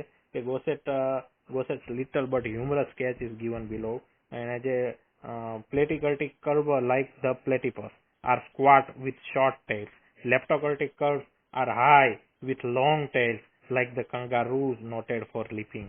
બરાબર છે. જે લેપ્ટોકર્ટિક હોય એની પૂંછડીઓ બંને બાજુથી લાંબી હોય, જે પ્લેટિકર્ટિક હોય એની પૂંછડીઓ બંને બાજુથી ટૂંકી હોય, બરાબર છે. તો જે પ્લેટિકર્ટિક છે એને કર્ટોસિસ ઇન એક્સેસ કહેવાય કે પોઝિટિવ કર્ટોસિસ કહેવાય, જ્યારે કાંગારૂ પ્રકારનો જે હોય એને લેક કર્ટોસિસ કહેવાય કે નેગેટિવ કર્ટોસિસ કહેવાય, બરાબર છે. β1 and β2 are independent of change of origin and scale, બરાબર છે. તો બધા અવલોકનોને ગુણી નાખો, ભાગી નાખો, સરવાળા બાદબાકી કરી નાખો. β1 ને β2 જે છે કાર્લ પિયર્સનના કોએફિશિયન્ટ, એમાં કોઈ ફેર પડતો નથી. આની અગાઉ આપણે જોયું કે મોમેન્ટ્સ છે એમાં ફેર પડે છે. મોમેન્ટ્સ છે એમાં સરવાળો કે બાદબાકી કરી નાખો, change of origin doesn't affect but change in scale affects. પછી એક્સરસાઇઝમાં કીધું છે prove that for any frequency distribution, કોઈ પણ ફ્રીક્વન્સી ડિસ્ટ્રીબ્યુશન માટે નીચેની બાબત પ્રૂવ કરો. હવે આપણે પ્રૂવ નથી કરવાનું, બટ યાદ રાખી લેવાનું છે. બે બાબત છે. કર્ટોસિસ ઇઝ ગ્રેટર ધેન યુનિટી. કર્ટોસિસ જે છે એટલે કે β2 જે છે એ હંમેશા ગ્રેટર ધેન યુનિટી એટલે 1 કરતા વધારે હોય. તો બરાબર છે, આપણે β2 છે એ જોયું હતું કે 3 હોય તો પ્લેટિકર્ટિક હોય, 3 કરતા વધારે હોય તો લેપ્ટોકર્ટિક હોય, 3 હોય તો મેઝોકર્ટિક હોય, 3 કરતા વધારે હોય તો લેપ્ટોકર્ટિક હોય, અને 3 કરતા ઓછું હોય, બરાબર છે, નીચો હોય ઢોરો તો પ્લેટિકર્ટિક હોય.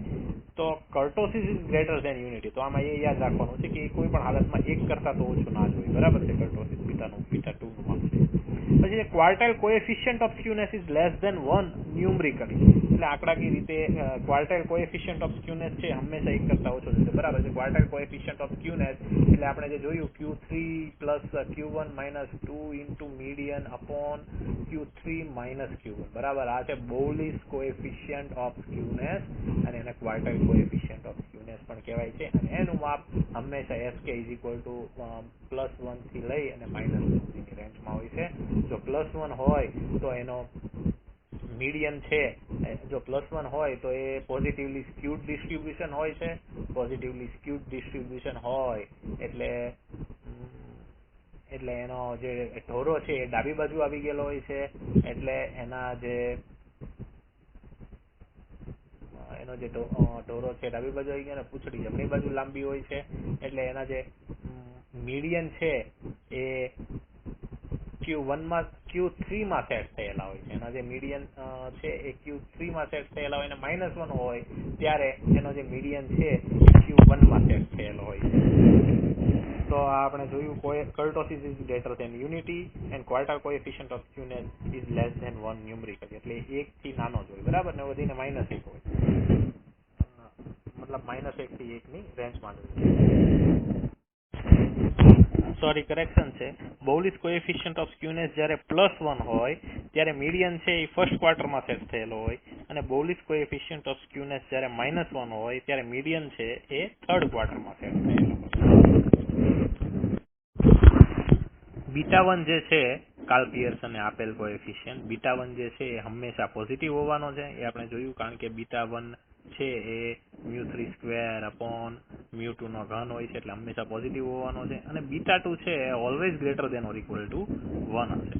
બરાબર. એટલે આપણે જોયું β2 નું માપ જે છે 3 કે 3 થી વધારે કે 3 થી ઓછું જે આપણે લેતા હોઈએ કર્ટોસિસ માટે જોતા હોઈએ પ્લેટિકર્ટિક, મેઝોકર્ટિક અને પ્લેટિકર્ટિક, મેઝોકર્ટિક અને લેપ્ટોકર્ટિક માટે તો β2 છે એ હંમેશા 1 કરતા વધારે હોય છે.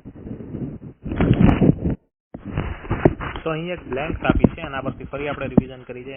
Absolute measure of skewness based on moment. Moment ઉપરથી એબ્સોલ્યુટ એટલે કે યુનિટ વાળું જે આપણે જે કહીએ ને કે કોએફિશિયન્ટ ઓફ સ્ક્યુનેસ નહીં બટ એબ્સોલ્યુટ મેઝર ઓફ સ્ક્યુનેસ જે છે એ મોમેન્ટ પરથી સ્ક્યુનેસ નો એબ્સોલ્યુટ મેઝર છે એ શું હોય છે? તો μ3. આપણે વાત કરી કે μ3 છે પ્લસ તો પોઝિટિવ અને μ3 માઇનસ તો નેગેટિવ સ્ક્યુનેસ. μ3 પ્લસ તો પોઝિટિવ સ્ક્યુનેસ. તો μ3 છે એ એબ્સોલ્યુટ મેઝર ઓફ સ્ક્યુનેસ છે બેઝડ ઓન મોમેન્ટ. μ3 એ થર્ડ સેન્ટ્રલ મોમેન્ટ હવે છે. an absolute measure of skewness based on quartile. quartile પરથી absolute measure of skewness છે. બરાબર. આપણે બોવલીસ કોએફિશિયન્ટ ઓફ સ્ક્યુનેસ જોયો પણ એ કોએફિશિયન્ટ એ તો રિલેટિવ મેઝર ઓફ સ્ક્યુનેસ છે ને. આપણે એબ્સોલ્યુટ મેઝર ઓફ સ્ક્યુનેસ યુનિટ વાળું જોઈએ છે ક્વાર્ટાઇલ પરથી. તો એ થશે Q3 plus Q1 minus 2 into median. બરાબર છે. છેદમાં જે Q3 માઇનસ Q1 છે એ નહીં આવે કારણ કે યુનિટને નિગેટ કરી નાખે છે, રિલેટિવ મેઝર બનાવી દે છે. આપણે એબ્સોલ્યુટ મેઝર ઓફ સ્ક્યુનેસ જોઈએ છે ક્વાર્ટાઇલ પર. પછી છે ત્રીજું relative measure of skewness. Relative measure of skewness એટલે કે કોએફિશિયન્ટ વાળું based on mean, SD and mode. આ તો એ જ છે જે કાર્લ પિયર્સને આપેલું છે કોએફિશિયન્ટ ઓફ સ્ક્યુનેસ. એ જ છે. એ છે mean minus mode upon sigma. અને અથવા તો આ તો ઠીક છે. આમાં મીન કીધું છે, મીડિયન કીધું હોય તો મીન અને મોડ કીધું છે. મોડની બદલે મીડિયન કીધું હોય તો 3 into mean minus median upon sigma. Relative measure of kurtosis. કર્ટોસિસનું રિલેટિવ મેઝર. તો કર્ટોસિસનું રિલેટિવ મેઝર છે β2 અથવા γ2. બરાબર. β2 અથવા γ2 એ કર્ટોસિસનું રિલેટિવ મેઝર છે અને β1 અથવા અને γ1 એ બંને છે એ સ્ક્યુનેસનું રિલેટિવ મેઝર છે. આ રિલેટિવ મેઝર છે એટલે કોએફિશિયન્ટ ઓફ સ્ક્યુનેસ છે, કોએફિશિયન્ટ ઓફ કર્ટોસિસ છે, યુનિટ લેન્થ છે. β2 γ2 એ બંને કર્ટોસિસ માટે, β1 γ1 એ બંને સ્ક્યુનેસ માટે. આ ચારે છે એ કાર્લ પિયર્સને આપેલા છે. For a moderately asymmetrical distribution, mean minus median is equal to what? Into mean minus mode. તો એ બ્લેન્ક છે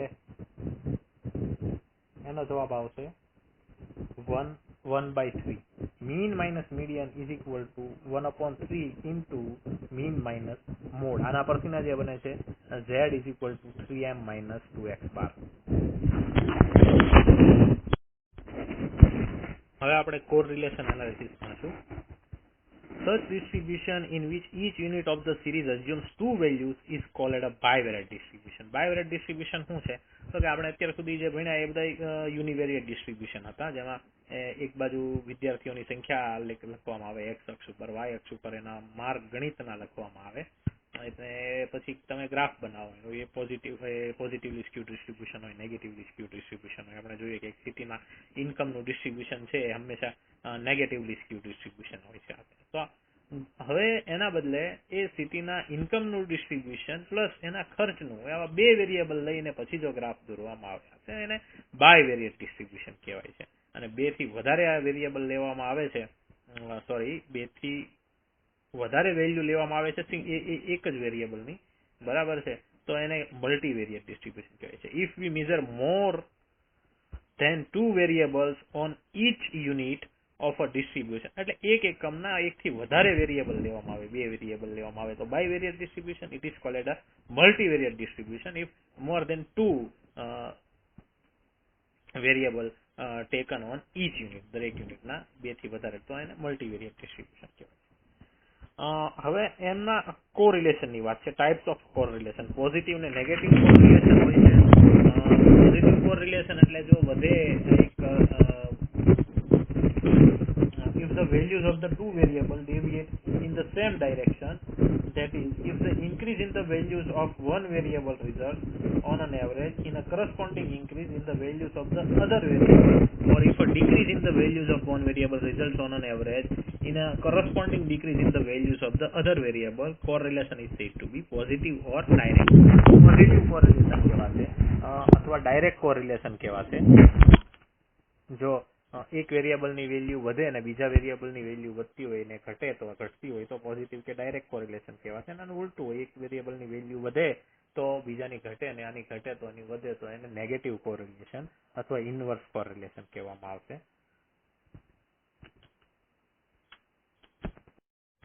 હવે કોરિલેશનની અંદર પણ લિનિયર કોરિલેશન અને નોન લિનિયર કોરિલેશન હોય છે. નોન લિનિયર કોરિલેશન હોય છે એને કર્વીલિનિયર કોરિલેશન પણ કહેવાય છે. In general, two variables x and y are said to be linearly related if there exists a relationship of the form y is equal to a plus bx. આ પ્રકારનો જો linear relationship હોય બે variable વચ્ચે, y અને x વચ્ચે, y is equal to a plus bx, એ પ્રકારનો relation હોય તો એ બંને વચ્ચે લિનિયર કોરિલેશન છે એવું કહેવાય. અને એને ગ્રાફમાં દોરીએ તો એક સીધી રેખા જ આવે, બરાબર. જ્યારે નોન લિનિયર હોય તો ગ્રાફમાં સીધી રેખા આવવાની બદલે વાંકો ચૂકો એક કરવો આવે, એને કર્વીલિનિયર કોરિલેશન કહેવાય અથવા નોન લિનિયર કોરિલેશન કહેવાય. The relationship between two variable is said to be non-linear or curvilinear if corresponding to a unit change in one variable, the other variable does not change at a constant rate but at fluctuating rate. કોઈ constant rate થી ના વધે અને fluctuating rate થી વધે તો એને non-linear relationship non-linear correlation કહેવાય. In such a case, if the data are plotted on the xy plane, we do not get a straight line curve. તો એમાં straight line મળતી નથી. Non-linear કોરિલેશન હોય જેવા બે વેરિયેબલ વચ્ચે અને એનો ડેટા પ્લોટ કરીએ તો સ્ટ્રેટ લાઇન મળતી નથી. The high degree of correlation between the variables may be due to the following reasons. કાં તો મ્યુચ્યુઅલ ડિપેન્ડન્સ હોય, કાં તો influenced by the same external factor, અથવા પ્યોર ચાન્સ થી પણ આવું થઈ શકે. સચ કોરિલેશન જેમાં પ્યોર ચાન્સ થી આવું થતું હોય એ such correlation is called spurious or nonsense correlation, બરાબર છે. તો કોઈ બે વસ્તુ વચ્ચે કોરિલેશન હોય પણ એની વચ્ચે કોઈ મ્યુચ્યુઅલ ડિપેન્ડન્સ ના હોય અથવા તો influence by some external factor ના હોય, બરાબર છે. both the variables being influenced by the same factor, એક તો રીઝન એ છે બે વચ્ચે સ્ટ્રોંગ કોરિલેશન હોવાનું, બરાબર ને. એવું ના હોય પ્યોર ચાન્સ થી થતું હોય તો એને સ્પ્યુરિયસ કોરિલેશન અથવા તો નોનસેન્સ કોરિલેશન પણ કહેવાય છે. Methods of studying correlation. Correlation ભણવાની મેથડ છે આ ત્રણ છે. Scatter diagram method, Karl Pearson's coefficient of correlation, એને કોવેરિયન્સ મેથડ પણ કહેવાય છે. ટુ વે ફ્રીક્વન્સી ટેબલ એને બાયવેરિએટ કોરિલેશન મેથડ પણ કહેવાય છે, રેન્ક મેથડ અને કોન્કરન્ટ ડેવિએશન મેથડ. તો આટલી મેથડ છે method for studying correlation. Scatter diagram method, Karl Pearson's coefficient of correlation, two way frequency table, rank method અને કોન્કરન્ટ ડેવિએશન મેથડ. પહેલી છે સ્કેટર ડાયાગ્રામ મેથડ. એમાં એક્સ અને Y plane પર point દોરવામાં આવે છે. જ્યાં જે અવલોકનો અને એની આવૃત્તિ મળે છે એના પોઈન્ટ દોરી લેવામાં આવે છે. જો પોઈન્ટ છે સીધી લાઈનમાં હોય તો એને પરફેક્ટ પોઝિટિવ કોરિલેશન કહેવાય. જે માની લો ઉદ્ગમ બિંદુની સાઈડથી ઓ થી લઈ અને ઊંચે ચડતા જતા હોય તો એને પરફેક્ટ પોઝિટિવ કોરિલેશન કહેવાય. પછી વાય ની બાજુની ઊંચી ફ્રીક્વન્સીથી લઈ અને વાય ની નીચી ફ્રીક્વન્સી એક્સ તરફ વધુ ફ્રીક્વન્સી આમ જતા હોય, આમ ઢાળ હોય, બરાબર છે, તો એને પરફેક્ટ નેગેટિવ કોરિલેશન કહેવાય. ઉતરતો ઢાળ હોય તો, બરાબર છે. ચડતો ઢાળ હોય તો પરફેક્ટ પોઝિટિવ કોરિલેશન કહેવાય. ચડતો ઢાળ એટલે ડાબી બાજુથી જમણી બાજુ ચડતો ઢાળ, અને ઉતરતો ઢાળ એટલે ડાબી બાજુથી જમણી બાજુ ઉતરતો ઢાળ, તો પરફેક્ટ નેગેટિવ કોરિલેશન કહેવાય. લો ડિગ્રી ઓફ પોઝિટિવ કોરિલેશન, આમ ચડતો ઢાળ હોય પણ આમ 1-2 લાઈન હોય, 2-3 લાઈન હોય, થોડુંક તૂટક ફૂટક હોય તો લો ડિગ્રી ઓફ પોઝિટિવ કોરિલેશન કહેવાય. એ જ પ્રકારે લો ડિગ્રી ઓફ નેગેટિવ કોરિલેશન થઈ શકે. આ આપણે ભણીએ છીએ સ્કેટર ડાયાગ્રામ મેથડ, એના પરથી. High degree of positive correlation થઈ શકે. High degree of positive correlation થઈ શકે કે જે માની લો ચડતો ઢાળ છે એ વધુ વાયની વધુ ઊંચે ફ્રીક્વન્સીથી લઈને વધુ ઊંચેની ફ્રીક્વન્સી સુધી હોય તો એને high degree of positive correlation double line હોય તો high degree of positive correlation કહેવાય. પરફેક્ટ પોઝિટિવ કોરિલેશનમાં એક સિંગલ લાઈન ચડતી હોય. અને high degree of negative correlation જો ડબલ લાઈન ઉતરતી હોય તો high degree of negative correlation કહેવાય. સર્ક્યુલર હોય, સર્ક્યુલર આકૃતિ આવે તો નો કોરિલેશન કહેવાય. કે યુ આકૃતિ આવે તો નો કોરિલેશન કહેવાય. Karl Pearson's coefficient of correlation એને કોવેરિયન્સ મેથડ પણ કહેવાય કોરિલેશન ચકાસવાની. Karl Pearson measures known as Pearsonian correlation coefficient between two variables x and y, usually denoted by r of xy or r into subscript xy or simply r. તો આ રીતે Karl Pearson નું coefficient of correlation છે એને શું કહેવાય છે? Karl Pearson correlation coefficient is also known as the product moment correlation coefficient. product moment correlation coefficient પણ કહેવાય છે, covariance method પણ કહેવાય છે, Pearsonian correlation coefficient પણ કહેવાય છે. અને એને r into bracket x and y એવી રીતે પણ દર્શાવાય છે, r સબસ્ક્રિપ્ટમાં xy એવી રીતે પણ દર્શાવાય છે, અને ફક્ત r એવી રીતે પણ દર્શાવાય છે. હવે R is equal to એટલે કે Karl Pearson's coefficient of correlation is equal to covariance of x y upon standard deviation of x into standard deviation of y. એટલે કે R is equal to cov xy upon sigma x into sigma y. આ પ્રકારે Karl Pearson coefficient નું સૂત્ર બને છે. અને એક એનું બીજું એપ્લાઇડ સૂત્ર આ રીતે પણ બને છે, R is equal to n into summation of xy minus summation of x into summation of y. આટલું અંશમાં આવશે, એના છેદમાં upon under root into bracket n into summation of x square minus whole square of summation of x be into another bracket n into summation of y square minus whole square of summation y bracket close. આ રીતે Karl Pearson નું જે applied સૂત્ર છે આ રીતે થશે. R is equal to n sigma xy minus sigma x into sigma y upon under root n sigma x square minus into bracket sigma x whole square બીજા બ્રેકેટમાં n sigma y square minus sigma y whole square. આ રીતે બનશે. હવે આપણે જોઈશું properties of correlation coefficient. 5 property છે. First property limits for correlation coefficient. તો કે કોરિલેશન કોએફિશિયન્ટ છે એની વેલ્યુ છે એ -1 થી +1 જેવી જ હોય છે. યાદ કરો આવું બીજું શેમાં હતું? -1 થી +1 જે બૌલિસ કોએફિશિયન્ટ ઓફ સ્ક્યુનેસ ની વેલ્યુ પણ -1 થી +1 સુધી હતી. અને આ સહસંબંધાક છે, આ તો પૂછાઈ પણ ગયું છે. એની પણ વેલ્યુ -1 થી +1 વચ્ચે જ હોય છે. બીજી પ્રોપર્ટી છે correlation coefficient is independent of change of origin and scale. બરાબર, કોરિલેશન કોએફિશિયન્ટ છે ઇન્ડિપેન્ડન્ટ ઓફ ચેન્જ પણ છે, અને independent of change of origin પણ છે, અને independent of change of scale પણ છે. સરવાળા બાદબાકી કરો, અવલોકનોમાં ભાગાકાર ગુણાકાર કરો, તમામ અવલોકનોને એક સરખા પ્રકારે, તો એમાં કોઈ ફેર પડતો નથી. જે કોરિલેશન છે એ બદલાતો નથી. આવું અગાઉ શેમાં હતું? તો આવું અગાઉ આપણે જોયું કે ઇન્ડિપેન્ડન્ટ ઓફ ચેન્જ ને સ્કેલ β1 β2 જે કાર્લ પિયર્સનના કોએફિશિયન્ટ હતા સ્ક્યુનેસ કર્ટોસિસના એ પણ હતા. એની અગાઉ આપણે મોમેન્ટમાં જોયું તો મોમેન્ટ છે એ ઇન્ડિપેન્ડન્ટ ઓફ ઓરિજિન હતી બટ ઇન્ડિપેન્ડન્ટ ઓફ સ્કેલ નથી. બરાબર ને? મોમેન્ટ. તો બીજી પ્રોપર્ટી છે independent of change of origin and scale correlation કોએફિશિયન્ટની. કોરિલેશન કોએફિશિયન્ટની થર્ડ પ્રોપર્ટી છે two independent variables are uncorrelated but the converse is not true. Independent variables are uncorrelated. બરાબર? બે વેરિયેબલ ઇન્ડિપેન્ડન્ટ હોય તો એ અનકોરિલેટેડ હોય, સાચી વાત છે. પણ બે વેરિયેબલ અનકોરિલેટેડ હોય એનો મતલબ એવો નથી કે ઇન્ડિપેન્ડન્ટ હોય. એ ડિપેન્ડન્ટ પણ હોઈ શકે અને ઇન્ડિપેન્ડન્ટ પણ હોઈ શકે. તો બે ઇન્ડિપેન્ડન્ટ વેરિયેબલ હોય એ તો પાક્કું જ છે, તો એ અનકોરિલેટેડ જ હશે. બટ બે વેરિયેબલ માત્ર અનકોરિલેટેડ હોવાથી, એટલે કે એનો કોઈ સહસંબંધાક નથી આવતો, તો જરૂરી નથી કે ઇન્ડિપેન્ડન્ટ હશે. એ ડિપેન્ડન્ટ પણ હોઈ શકે. બરાબર છે? Variables x and y are uncorrelated, but if we examine the data carefully, we find that x and y are not independent. એટલે આવા પણ કેસ બને. ફોર્થ પ્રોપર્ટી છે r of ax plus b અને cy plus d. એ કઈ રીતે આપવું? એટલે કે r of xy આપણે જોયું કે r of xy શું હોય છે, એની કિંમત જોઈ r of xy ની n sigma x into y minus sigma x into sigma y upon under root n into sigma x square minus whole square of sigma x ગુણ્યા n sigma બીજા કૌંસમાં n sigma y square minus whole square of sigma y. હવે આ આપણે જોયું. અને simply બીજું સૂત્ર સહસંબંધાકનું એ પણ હતું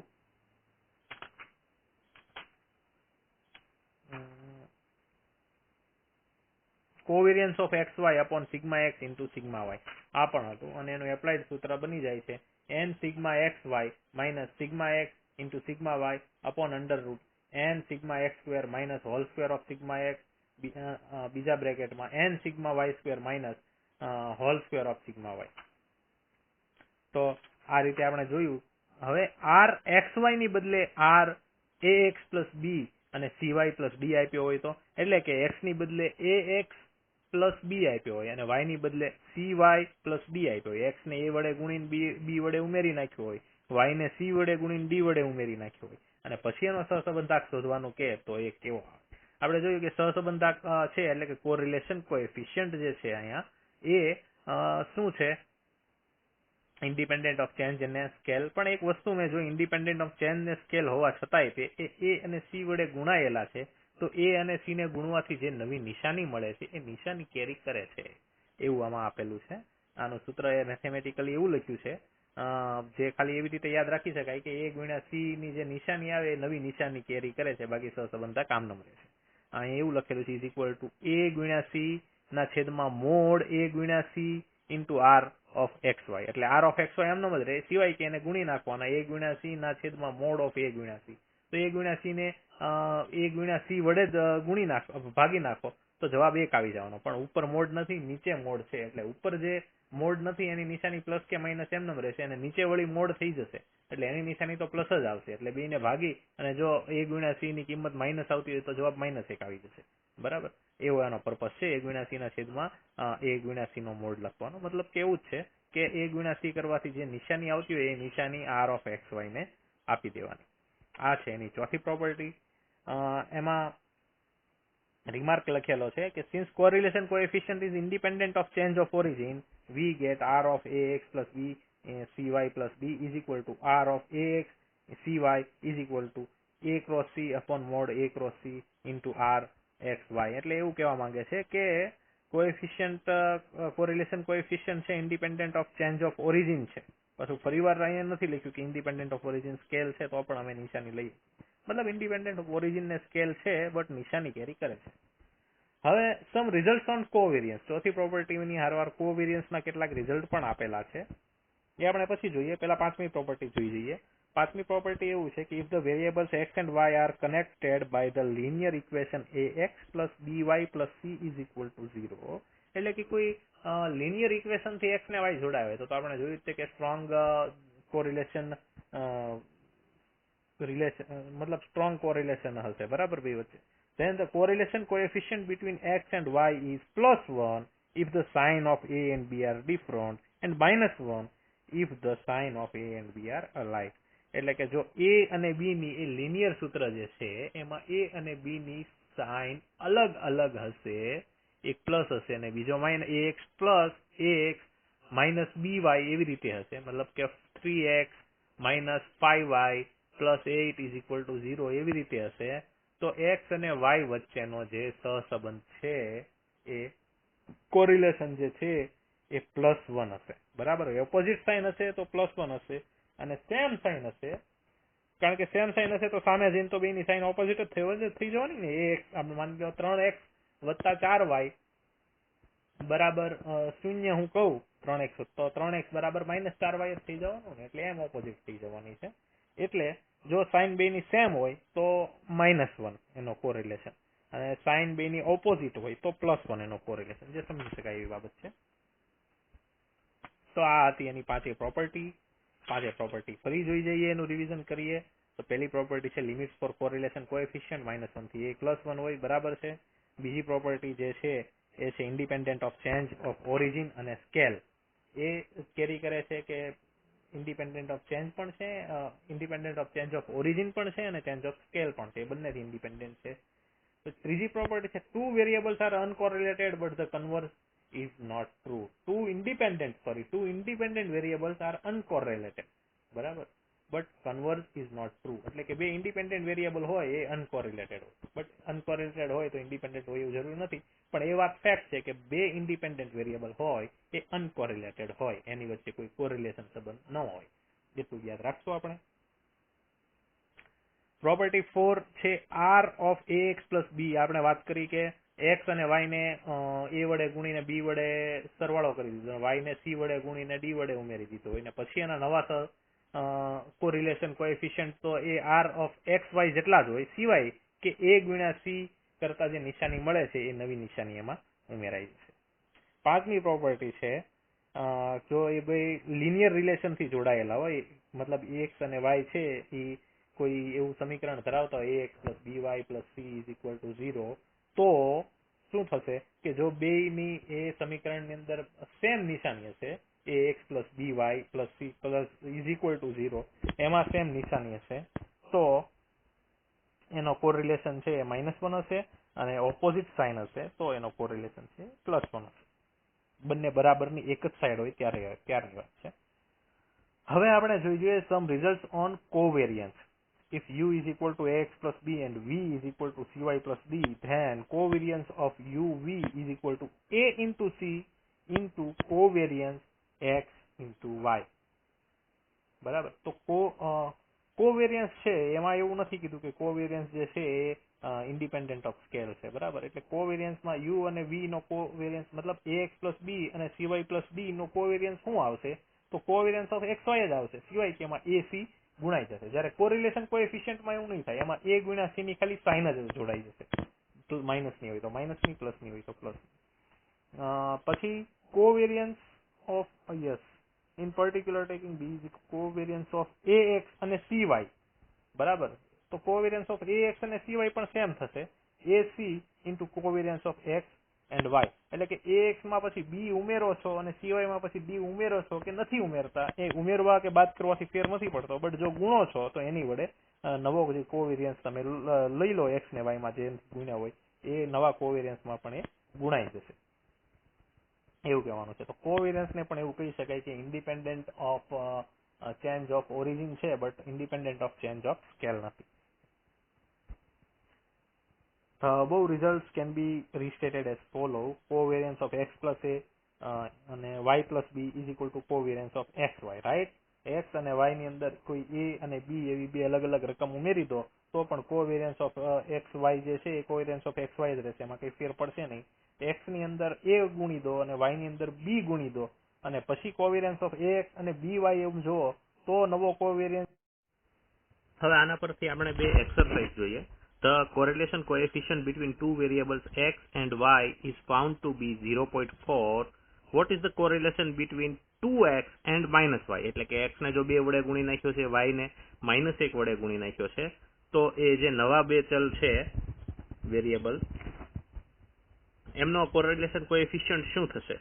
તો આપણે જોયું છે એમનો કોરિલેશન કોએફિશિયન્ટ શું થશે? એ થશે કે નવા જે બંને ગુણાયેલા છે એમના ગુણાકારની નિશાની કઈ હોય છે? 2 ગુણ્યા -1 એટલે માઇનસની નિશાની હોય છે. તો કોરિલેશન કોએફિશિયન્ટ જૂનો 0.4 હતો તો નવો -0.4 હશે. એ જ રીતે બીજો સવાલ છે, if the correlation coefficient between two variables x and y is positive, then the coefficient of correlation between -x and -y is also positive. Comment.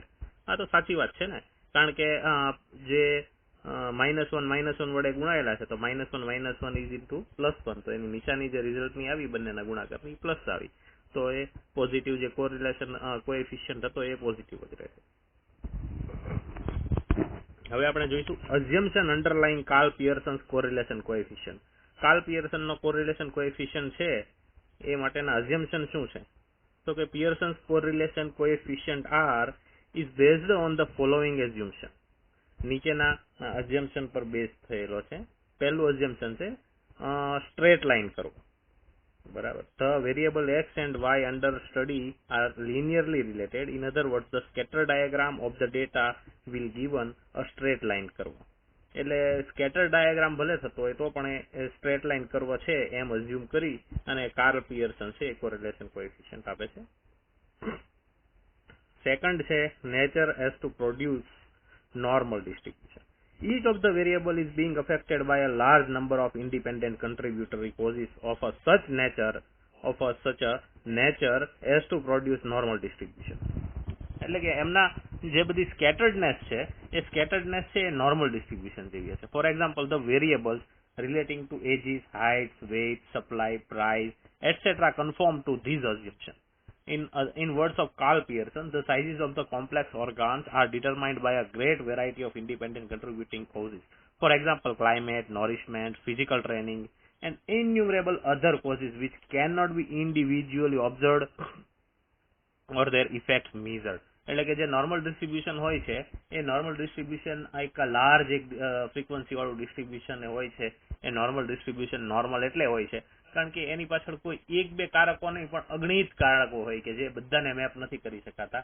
એટલે ડિસ્ટ્રીબ્યુશન છે એ નોર્મલ ડિસ્ટ્રીબ્યુશન જેવું જ પેલા એ પ્રોપર્ટી ધરાવે છે. તો અહીં જે કાર્લ પિયર્સનનું કોરિલેશન કોએફિશિયન્ટ જેના પરથી અપાય છે એ પણ એવું ધારે છે કે એનું ડિસ્ટ્રીબ્યુશન છે એ નોર્મલ ડિસ્ટ્રીબ્યુશન છે. These forces must be common to both the series. તો ત્રીજું જે assumption છે, these forces must be common to both the series. એટલે બે સિરીઝ માટેનો આપણે કોરિલેશન કોએફિશિયન્ટ જોતા હોઈએ તો એ બંને જે રેટથી બદલાય છે, જે કારણથી બદલાય છે, જે તો એ બંને સિરીઝ માટે સમાન હોવા જોઈએ, કારણ અલગ અલગ ના હોવા જોઈએ. Four example, the correlation coefficient between the series of heights and income of individuals over a period of time. તો એ બંનેની વચ્ચે કોઈ કોરિલેશન નથી, બરાબર છે, તો એવું ના હોવું જોઈએ. તો એવા જ ઉદાહરણ આગળ આપ્યા છે. The series of marriage rate and the rate of agriculture production in a country over a period of time. Marriage rate કેટલો છે એક વર્ષમાં અને એ વર્ષમાં રેટ ઓફ એગ્રીકલ્ચર પ્રોડક્શન કેટલો છે એ બંનેની વચ્ચે કોઈ સહસંબંધ નથી. The series relating to the size of the shoes and intelligence of a group of individuals. એક ઇન્ડિવિજ્યુઅલ નું ગ્રુપ છે એ બધા એના પગની સાઇઝ અને એનો ઇન્ટેલિજન્સ એ બંનેની વચ્ચે કોઈ કોરિલેશન નથી. However, if in any of the above cases the value of R for a given set of data is not 0, then such correlation is termed as chance correlation or spurious or nonsense correlation.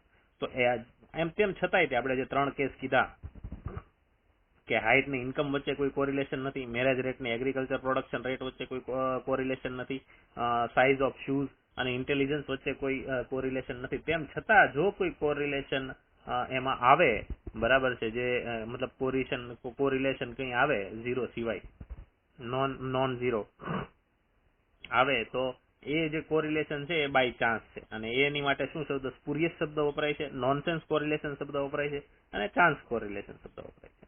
તો આપણે Karl Pearson કોએફિશિયન્ટના આપણે assumption જોયા 1 2 3 assumption જોયા. First હતું એ straight line curve ધારી લે છે ડેટાને. બીજું અઝમ્પશન છે કે સ્ટાન્ડર્ડ ડિસ્ટ્રીબ્યુશન છે એવું ધારી લે છે કે એક લાર્જ એક નહીં પણ અગણિત ઘણા બધા ફેક્ટર છે એ એના પર કામ કરે છે જે એને નોર્મલ ડિસ્ટ્રીબ્યુશન બતાવે છે. જે સ્કેટર્ડ થાય છે તો એક નોર્મલ ડિસ્ટ્રીબ્યુશન જેવી રીતે સ્કેટર્ડ થતું એવી રીતે સ્કેટર્ડ થાય છે એવું કાર્લ પિયર્સન કહે છે કે એમ ધારી લે છે એને કાર્લ પિયર્સન કોરિલેશન કોએફિશિયન્ટ આપતી વખતે. અને ત્રીજું છે the forces must be common two both the series. જે ફોર્સ છે એ બંને સિરીઝ માટે કોમન હોવી જોઈએ અને તો જ એ બંનેની વચ્ચે કોઈ સહસંબંધ હોય એમ. તેમ છતાં જો એ બંને વચ્ચે કોઈ કોમન ફોર્સ ના હોય અને તેમ છતાંય જો સહસંબંધ આવે તો એ સહસંબંધ છે એ સ્પુરિયસ કોરિલેશન છે, ચાન્સ કોરિલેશન છે અથવા તો નોન સેન્સ કોરિલેશન છે. હવે આર જે મેળવી લીધું આપણે કોએફિશિયન્ટ ઓફ કોરિલેશન કોએફિશિયન્ટ, તો એનું ઇન્ટરપ્રિટેશન જોઈએ. તો એનું ઇન્ટરપ્રિટેશન શું કરવાનું? જો r is equal to +1 હોય તો r is equal to +1 implies that there is perfect positive correlation between the variables. If r is equal to if r is equal to -1, there is perfect negative correlation between the variables. If r is equal to 0, the variables are uncorrelated. In other words, there is no linear relationship between the variable. r is equal to 0 હોય તો બે variable વચ્ચે કોઈ linear relationship નથી એવું સ્થાપિત થાય છે. However, r is equal to 0 does not imply that the variables are independent. આ વેરિયેબલ અનકોરિલેટેડ છે એ વાત સાચી, એ બંને વચ્ચે કોરિલેશન નથી r is equal to 0 આવે તો, પરંતુ એનો મતલબ એવો નથી કે આ બંને વેરિયેબલ છે એ એકબીજાથી ઇન્ડિપેન્ડન્ટ છે. મતલબ એ બંને એકબીજા પર ડિપેન્ડન્ટ હોઈ શકે તેમ છતાં પણ એ કોરિલેટેડ ના હોઈ શકે એવું બની શકે. અને જ્યારે બે ઇન્ડિપેન્ડન્ટ વેરિયેબલ હોય એ તો અનકોરિલેટેડ હોવાના જ છે. આ આપણે અગાઉ જોઈ ગયા. તો શું છે? For other values of r lying between +1 and -1, there are no set guidelines for its interpretation. The maximum we can conclude is that nearer is the value of r to 1, the closer is the relation between the variables, and nearer is the value of r to 0, the less close is the relationship between them. One should be very careful in interpreting the value of r as it is often misinterpreted. એટલે જેમ r બીજી જે value +1 ને -1 કે અને 0 સિવાયની જે આવે છે એની માટે કોઈ સેટ ગાઈડલાઈન નથી, પણ આપણે એવું ધારી શકીએ કે જેમ વેલ્યુ છે 1 ની નજીક એમ સહસંબંધ વધુ ગાઢ અને જેમ 0 ની નજીક એમ સહસંબંધ ઓછો. One of the ways of testing the significance of r is finding its probable error. તો r જે છે એનો સિગ્નિફિકન્સ આપણે શોધવો હોય, ટેસ્ટિંગ ધ સિગ્નિફિકન્સ, તો કોરિલેશન કોએફિશિયન્ટ r છે એનો સિગ્નિફિકન્સ ટેસ્ટ કરવા માટે એક તો રસ્તો છે probable error, which in addition to the value of r takes into account the size of the sample also. A rigorous test is given by students t-test in sampling theory, chapter 17. આગળના ચેપ્ટરમાં sampling થિયરીમાં t-test આવશે કે જે r નો છે એનો significance check કરે છે, એટલે કે કેટલો રિલાયબલ છે એટલું ચેક કરે છે. તો r નો સિગ્નિફિકન્સ ચેક કરવા માટેના બે રસ્તા છે. એક તો પ્રોબેબલ એરર શોધવી PE અને એક છે એ સ્ટુડન્ટ્સ ટી ટેસ્ટ. સેમ્પલિંગ થિયરીમાં સ્ટુડન્ટ ટી ટેસ્ટ એ પણ r નું જે છે એ ટેસ્ટ કરે છે. પછી છે છઠ્ઠું interpretation. Another more useful measure for interpreting the value of r is the coefficient of determination. r ની વેલ્યુને ઇન્ટરપ્રેટ કરવા માટે કોએફિશિયન્ટ ઓફ ડિટર્મિનેશન, ગુજરાતીમાં નિશ્ચાયક સહસંબંધાંક જેને કહેવાય છે. It is observed here that the closeness of the relationship between two variables is not proportional to r. એ પણ નોંધવું જોઈએ કે બે વેરિયેબલ વચ્ચેની ક્લોઝનેસ છે એ r ના તે પ્રપોર્શનમાં હોય એવું નથી. એમ બંને વચ્ચેની ક્લોઝનેસ કે r જે એકની નજીક છે એમ એનો સહસંબંધાંક વધુ એ વાત સાચી, પણ એનો જે કંઈક એની જે ક્લોઝનેસ છે, the closeness of the relationship between two variables is not proportional to r. એટલે એ બંનેને કંઈ લાગતું વળગતું નથી. એની ક્લોઝનેસ નો પ્રપોર્શન કાઢો અને એને r એની સાથે કંઈ લાગતું વળગતું નથી. તો આપણે ઇન્ટરપ્રિટેશન ઓફ r જોઈએ. r is equal to +1 perfect positive correlation, r is equal to -1 perfect negative correlation, r is equal to 0 no correlation, no linear relationship, but r is equal to 0 does not imply that the variables are independent. એ dependent હોઈ પણ શકે, correlated ના હોય તો પણ. અને આના સિવાય આર ની વેલ્યુ જેમ 1 થી નજીક એમ સહસંબંધાંક ગાઢ અને 0 ની નજીક એમ સહસંબંધાંક ઓછો.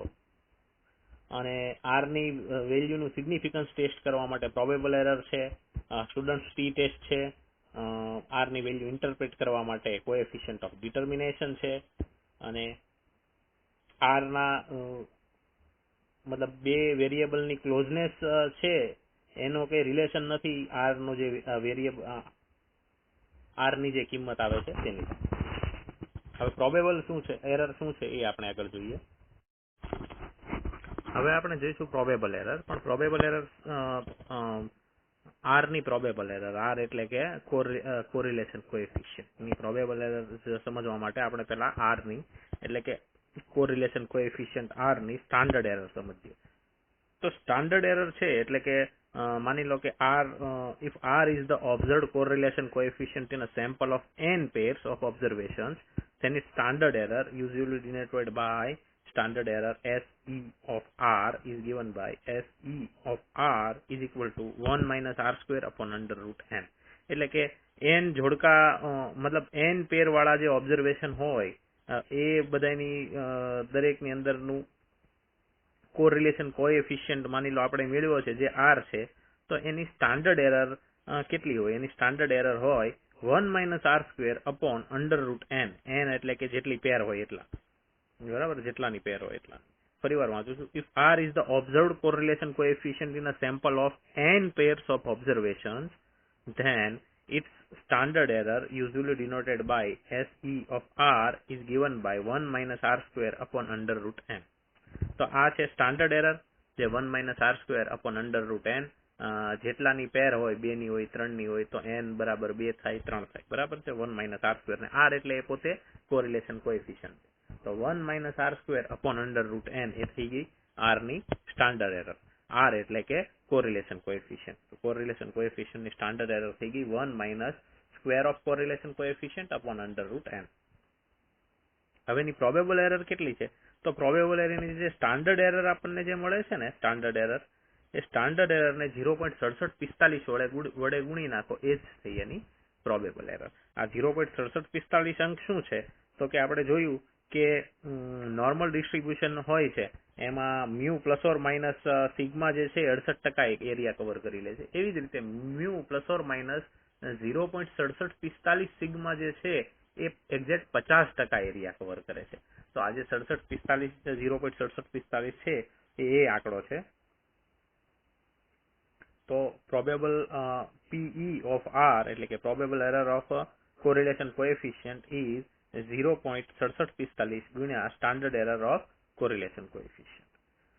The reason for taking the factor 0.6745 is that in a normal distribution 50% of the observations lie in the range mu plus or minus 0.6745 sigma, where mu is mean and sigma is the standard deviation. According to Sacrist, the probable error of the correlation coefficient is an amount which, if added to and subtracted from the mean correlation coefficient, produces amounts within which the chances are even that a coefficient of correlation from a series selected at random will fail. હવે આપણે જોઈશું uses of probable error. તો આપણે જોઈએ probable એરરમાં આપણે શું જોયું. Probable એરરમાં probable error શું હોય? PE of R is equal to 0.6745 ગુણ્યા 1 minus R square upon under root n. જે 1 minus R square upon under root n જે છે એ સ્ટાન્ડર્ડ એરર ઓફ R છે. તો એને આપણે 0.6745 વડે ગુણી એટલે આપણને પ્રોબેબલ એરર મળી.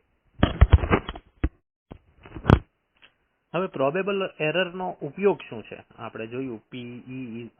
PE of R is equal to 0.6745 ગુણ્યા 1 minus R square upon under root n, એ તો આપણે જોયું. તો હવે એનો ઉપયોગ શું?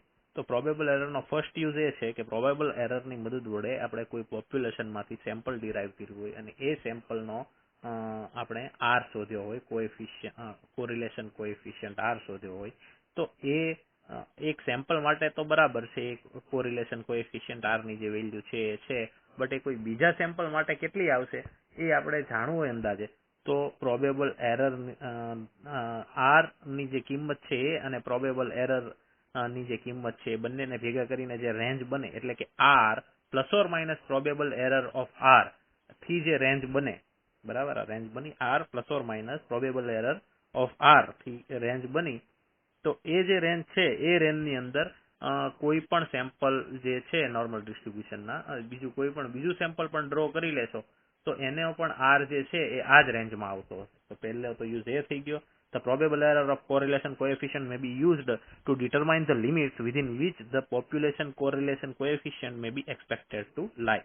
Limits for population correlation coefficient are r plus or minus PE of r. હવે બીજો યુઝ એ છે કે PE of r may be used to test if an observed value of sample correlation coefficient is significant of any correlation in the population. The following guidelines may be used. બરાબર છે. જો આપણે કોઈ sample લીધું અને સેમ્પલનો આપણે R શોધ્યો, તો હવે એ આર ની કિંમત છે એ બીજા કોઈ પણ સેમ્પલ લઈ લો એની માટે જો એ તમારે એટલો જ આર છે એમાં પણ એટલો જ સહસંબંધાંક છે એમ કેવું હોય તો એ માટે એ કિંમત લાયક છે કે નહીં, એટલે કે સિગ્નિફિકન્ટ છે કે નહીં બધા માટે, તો એની માટે જે છે એ પ્રોબેબલ એરર કામ લાગે છે. કઈ રીતે કામ લાગે? જો r less than probable error of r હોય, that is if the observed value of r is less than its probable error, then correlation is not at all significant. એટલે કે સહસંબંધાંક આર ની જે કિંમત છે કોરિલેશન કોએફિશિયન્ટ ની કિંમત, એ probable error જે છે આર ની પ્રોબેબલ એરર એના કરતા પણ નાની આવી તો એ વેલ્યુ સિગ્નિફિકન્ટ નથી. આર ની value if r is greater than 6 times probable error of r, that is if observed value of r is greater than 6 times its probable error, then r is definitely significant. જો r ની value જે છે એ probable error ના 6 ગણા કરતા વધારે આવી તો એ ચોક્કસ સિગ્નિફિકન્ટ છે. In other situation nothing can be concluded with certainty. અને જો આ બેની વચ્ચે આવી કે પ્રોબેબલ એરર કરતા આર મોટો તો હોય પણ 6 ગણાથી વધારે મોટો નથી, તો એમાં કઈ પાક્કું ના કહી શકાય, હોઈ પણ શકે અને ના પણ હોઈ શકે. તો આ એક બહુ મહત્વનો પોઈન્ટ હતો. Important remarks 1. Sometimes PE may lead to fallacious conclusions, particularly when n, the number of pairs of observations, is small. In order to use PE effectively, n should be fairly large. એટલે જ્યારે n નાના હોય, number of pairs નાની હોય, બરાબર છે. માની લો ખાલી બે જ માટે કરતા હોઈએ કે વેરિયેબલ છે એના કોઈ અલગ અલગ બે જ ચલ વચ્ચે સહસંબંધાંક ગોતવાનો છે, જ્યારે નંબર ઓફ પેર્સ નાની હોય ત્યારે જે પીઈ પ્રોબેબલ એરર ની જે કંઈ મેળવાય છે, પ્રોબેબલ એરર ની કિંમત આવે છે એ ફલાશિયસ આવે છે, બરાબર, એટલે ખોટી દિશામાં દોરી જનારી આવે છે. In order to use P effectively n should be fairly large, બરાબર. પ્રોબેબલ એરર ને યુઝ કરવા માટે એન ની કિંમત છે એ ઘણી લાર્જ હોવી જોઈએ. હવે rigorous test for testing the significance of an observed sample correlation coefficient is provided by students t-test. તો સ્ટુડન્ટના t-test વડે આપણે rigorous test for testing the significance of an observed sample correlation coefficient. તો student t-test વડે આપણે correlation coefficient નું significance ચકાસી શકીએ છીએ. આગળ પણ જોઈ ગયા. Probable error can be used only under the following condition: normal population અને random sampling. પોપ્યુલેશન છે એ નોર્મલ હોવું જોઈએ અને તમે જે સેમ્પલ માટે પ્રોબેબલ એરર શોધો છો એ સેમ્પલ છે એ રેન્ડમ સેમ્પલિંગ પદ્ધતિથી સેમ્પલ પસંદ કરવું જોઈએ. જાતે જ તે કોઈ બાયસ રાખીને સેમ્પલ પસંદ કરેલું હોવું જોઈએ નહીં. તો આ બે શરતો છે. Probable error can be used only under the following condition. આ બે શરતો છે. નોર્મલ પોપ્યુલેશન હોવી જોઈએ જે પોપ્યુલેશનમાંથી લો છો એ, અને સેમ્પલિંગ છે એ રેન્ડમ સેમ્પલિંગ હોવું જોઈએ. તો આ હતા યુઝીસ ઓફ પ્રોબેબલ એરર. ફરીવાર આપણે જોઈ જઈએ.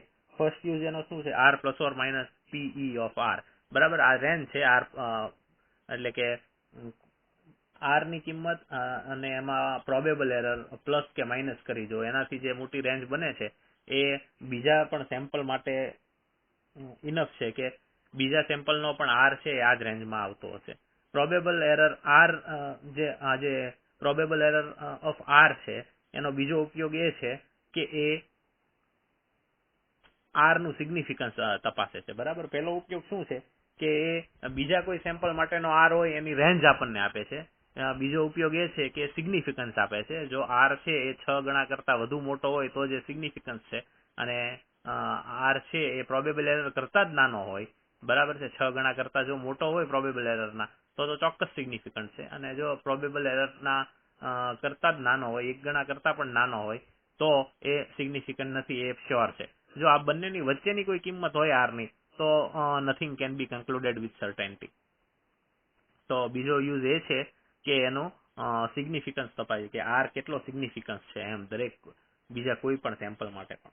અને પહેલો યુઝ એ છે કે એ આર આવશે કેટલો, બરાબર છે, બીજા કોઈ સેમ્પલ માટે લેવા જઈએ તો, એટલે એની રેન્જ આપી દે છે કઈ રેન્જમાં આવશે. અને બીજા આપણે રિમાર્ક એ જોયા કે એન ની કિંમત લાર્જ હોવી જોઈએ પ્રોબેબલ એરરનો ઉપયોગ કરવા માટે, અને કોરિલેશન કોએફિશિયન્ટ નું સિગ્નિફિકન્સ તપાસવા માટે સ્ટુડન્ટ ટી ટેસ્ટ પણ છે. Probable error can be used only under the following condition: normal population first is, અને second random sampling. It should be clearly borne in mind that the coefficient of correlation expresses the relationship between two series and not between the individual items of the series. એટલે બે આખી જે series છે એ બંને વચ્ચેનો સંબંધ પ્રસ્થાપિત કરે છે. બે કોઈ બી અંદરની બે આઈટમ છે એ બંને વચ્ચેનો કઈ એમાં લાગતું વળગતું નથી, કહી ના શકાય. મતલબ કે બે ટીમનો સ્કોર હોય તો એક ટીમનો સ્કોર વધ્યો તો બીજી ટીમનો સ્કોર વધશે એવું કહીએ કાંઈ આર પરથી, પણ એક ટીમના ત્રીજા નંબરના પ્લેયરે એટલા રન કર્યા તો એના પરથી વધારે, મતલબ ત્રીજા નંબરના પ્લેયરે બહુ વધારે રન કર્યા તો બીજી ટીમનો ત્રીજા નંબરનો પ્લેયર વધારે રન કરશે એવું ના કહી શકે. મતલબ એવું નથી. ફરીવાર વાંચું, the coefficient of correlation expresses the relationship between two series and not between the individual items of the series. આપણે ફરીવાર કોરિલેશન કોએફિશિયન્ટ છે એનું સૂત્ર યાદ કરી લઈએ. કોરિલેશન કોએફિશિયન્ટ અથવા પિયર્સિયન કોરિલેશન કોએફિશિયન્ટ નું સૂત્ર છે R is equal to covariance of xy upon sigma x sigma y. R is equal to co-xy upon sigma x sigma y. આ છે કોરિલેશન કોએફિશિયન્ટ નું સૂત્ર. કોરિલેશન કોએફિશિયન્ટ જો બાયવેરિયેટ હોય તો એનું સૂત્ર થશે RXY is equal to, આપણે અગાઉ જોયું હતું, n sigma xy minus sigma x into sigma y upon under root n sigma fx square minus whole square of sigma x square into n sigma y square minus whole square of sigma y. આ રીતે. અને જ્યારે બાયવેરિયેટ frequency table હોય ત્યારે x અને y બધાની આગળ f લાગી જશે, એટલે આ રીતે થશે n sigma fxy minus sigma fx into sigma fy upon under root n sigma fx square minus whole square of sigma fx into n sigma fy square minus whole square of sigma fy. અને આપણે અગાઉ પ્રોપર્ટીમાં જોયું હતું correlation coefficient is independent of change of origin and scale. Spearman's rank correlation coefficient. So Spearman's rank correlation coefficient between x and y is given by, ધારી લો કે x છે academic achievement છે અને y છે ફેમિલી ઇન્કમ છે. તો Spearman's rank correlation coefficient between x and y is given by rho xy. Spearman's rank correlation coefficient માટે rho xy. Rho xy is equal to 1 minus 6 sigma d square upon n into n square minus 1. n into bracket માં n square minus 1. તો આ છે Spearman's rank correlation coefficient. Spearman's rank correlation coefficient between x and y is equal to rho xy is equal to 1 minus અંશમાં 6 sigma d square અને છેદમાં n કૌંસમાં n square minus 1. હવે આપણે જોઈ જઈએ remarks on Spearman's rank correlation coefficient. સ્પીયરમેન્સનો rank correlation coefficient આપણે જોયો રો XY. પહેલો હતો એ પિયર્સિયન્સ કોરિલેશન કોએફિશિયન્ટ હતો. આ છે સ્પીયરમેન્સ રેન્ક કોરિલેશન કોએફિશિયન્ટ. ઓલા ઓબ્ઝર્વેશન ઉપર હતો, આ ઓબ્ઝર્વેશનને રેન્ક આપી અને એની ઉપર છે, બરાબર છે. હવે સ્પીયરમેન્સ રેન્ક કોરિલેશન કોએફિશિયન્ટમાં જે સિગ્મા ડી છે, આપણે જે સૂત્ર બોલ્યા એમાં જે સિગ્મા ડી હતું, હવે આમાં એવું લખ્યું છે sigma D is always equal to 0. Sigma D is equal to sigma X minus Y, બરાબર, sigma into bracket X minus Y, એટલે કે એક્સ માઇનસ વાય જે ડિફરન્સ છે એ બધા ડિફરન્સનો સરવાળો. હવે is equal to sigma X minus sigma Y પણ લખી શકાય. Is equal to N X bar minus N Y bar is equal to N into X bar minus Y બાર અને is equal to 0. Because x bar is equal to y bar is equal to n plus 1 by 2. Thus, we always have sigma d is equal to 0, which provides a check for numerical calculation. તો sigma D જે છે એ હંમેશા 0 હોય છે. પરંતુ આપણે સૂત્રમાં શું વાપર્યું છે? સિગ્મા ડી વાપર્યું છે કે હા, સૂત્રમાં સિગ્મા ડી સ્ક્વેર વાપર્યું છે, એટલે એ 0 નહીં થાય. સૂત્ર છે રો એક્સ વાય નું. Rho X Y is equal to 1 minus અંશમાં 6 સિગ્મા ડી સ્ક્વેર અપોન છેદમાં n ઇન્ટુ કાઉન્ટમાં n સ્ક્વેર માઇનસ 1. આ છે સ્પીયરમેન્સ રેન્ક કોરિલેશન કોએફિશિયન્ટ. હવે સિન્સ સ્પીયરમેન્સ, બીજો રિમાર્ક છે, since Spearman's rank correlation coefficient rho is nothing but Pearson's correlation coefficient between the ranks. It can be interpreted in the same way as the Karl-Pearson's correlation coefficient. જેમ Karl Pearson નો correlation coefficient છે એમ જ સ્પીયરમેન નો પણ correlation coefficient છે, પણ પેલો observation ઉપર છે અને આ રેન્ક ઉપર છે. પેલા ઓબ્ઝર્વેશન નો કોરિલેશન છે, આ ઓબ્ઝર્વેશન ના જે રેન્ક આપેલા છે એ બધા રેન્ક નો કોરિલેશન છે. ત્રીજો રિમાર્ક છે, Karl પિયર્સન્સ correlation coefficient assumes that the parent population from which sample observations are drawn is normal. Karl પિયર્સનના કોરિલેશન કોએફિશિયન્ટમાં આપણે એઝ્યુમ કરવું પડે છે કે જે પોપ્યુલેશન છે જેમાંથી આપણે સેમ્પલ ડ્રો કરીને કરીએ છીએ એ પોપ્યુલેશન નોર્મલ છે. If this assumption is violated, then we need a measure which is distribution free કાઉન્સમાં or non-parametric. Distribution free હોય એને non-parametric કહેવાય. A distribution free measure is one which does not make any assumptions about the parameters of the population.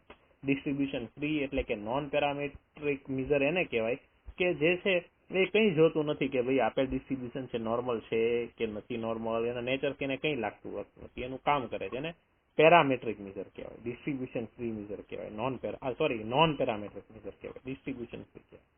સ્પીયરમેન્સ row is a સચ અ major. તો સ્પીયરમેન નો row જે છે એ આવું non parametric major છે, distribution free major છે.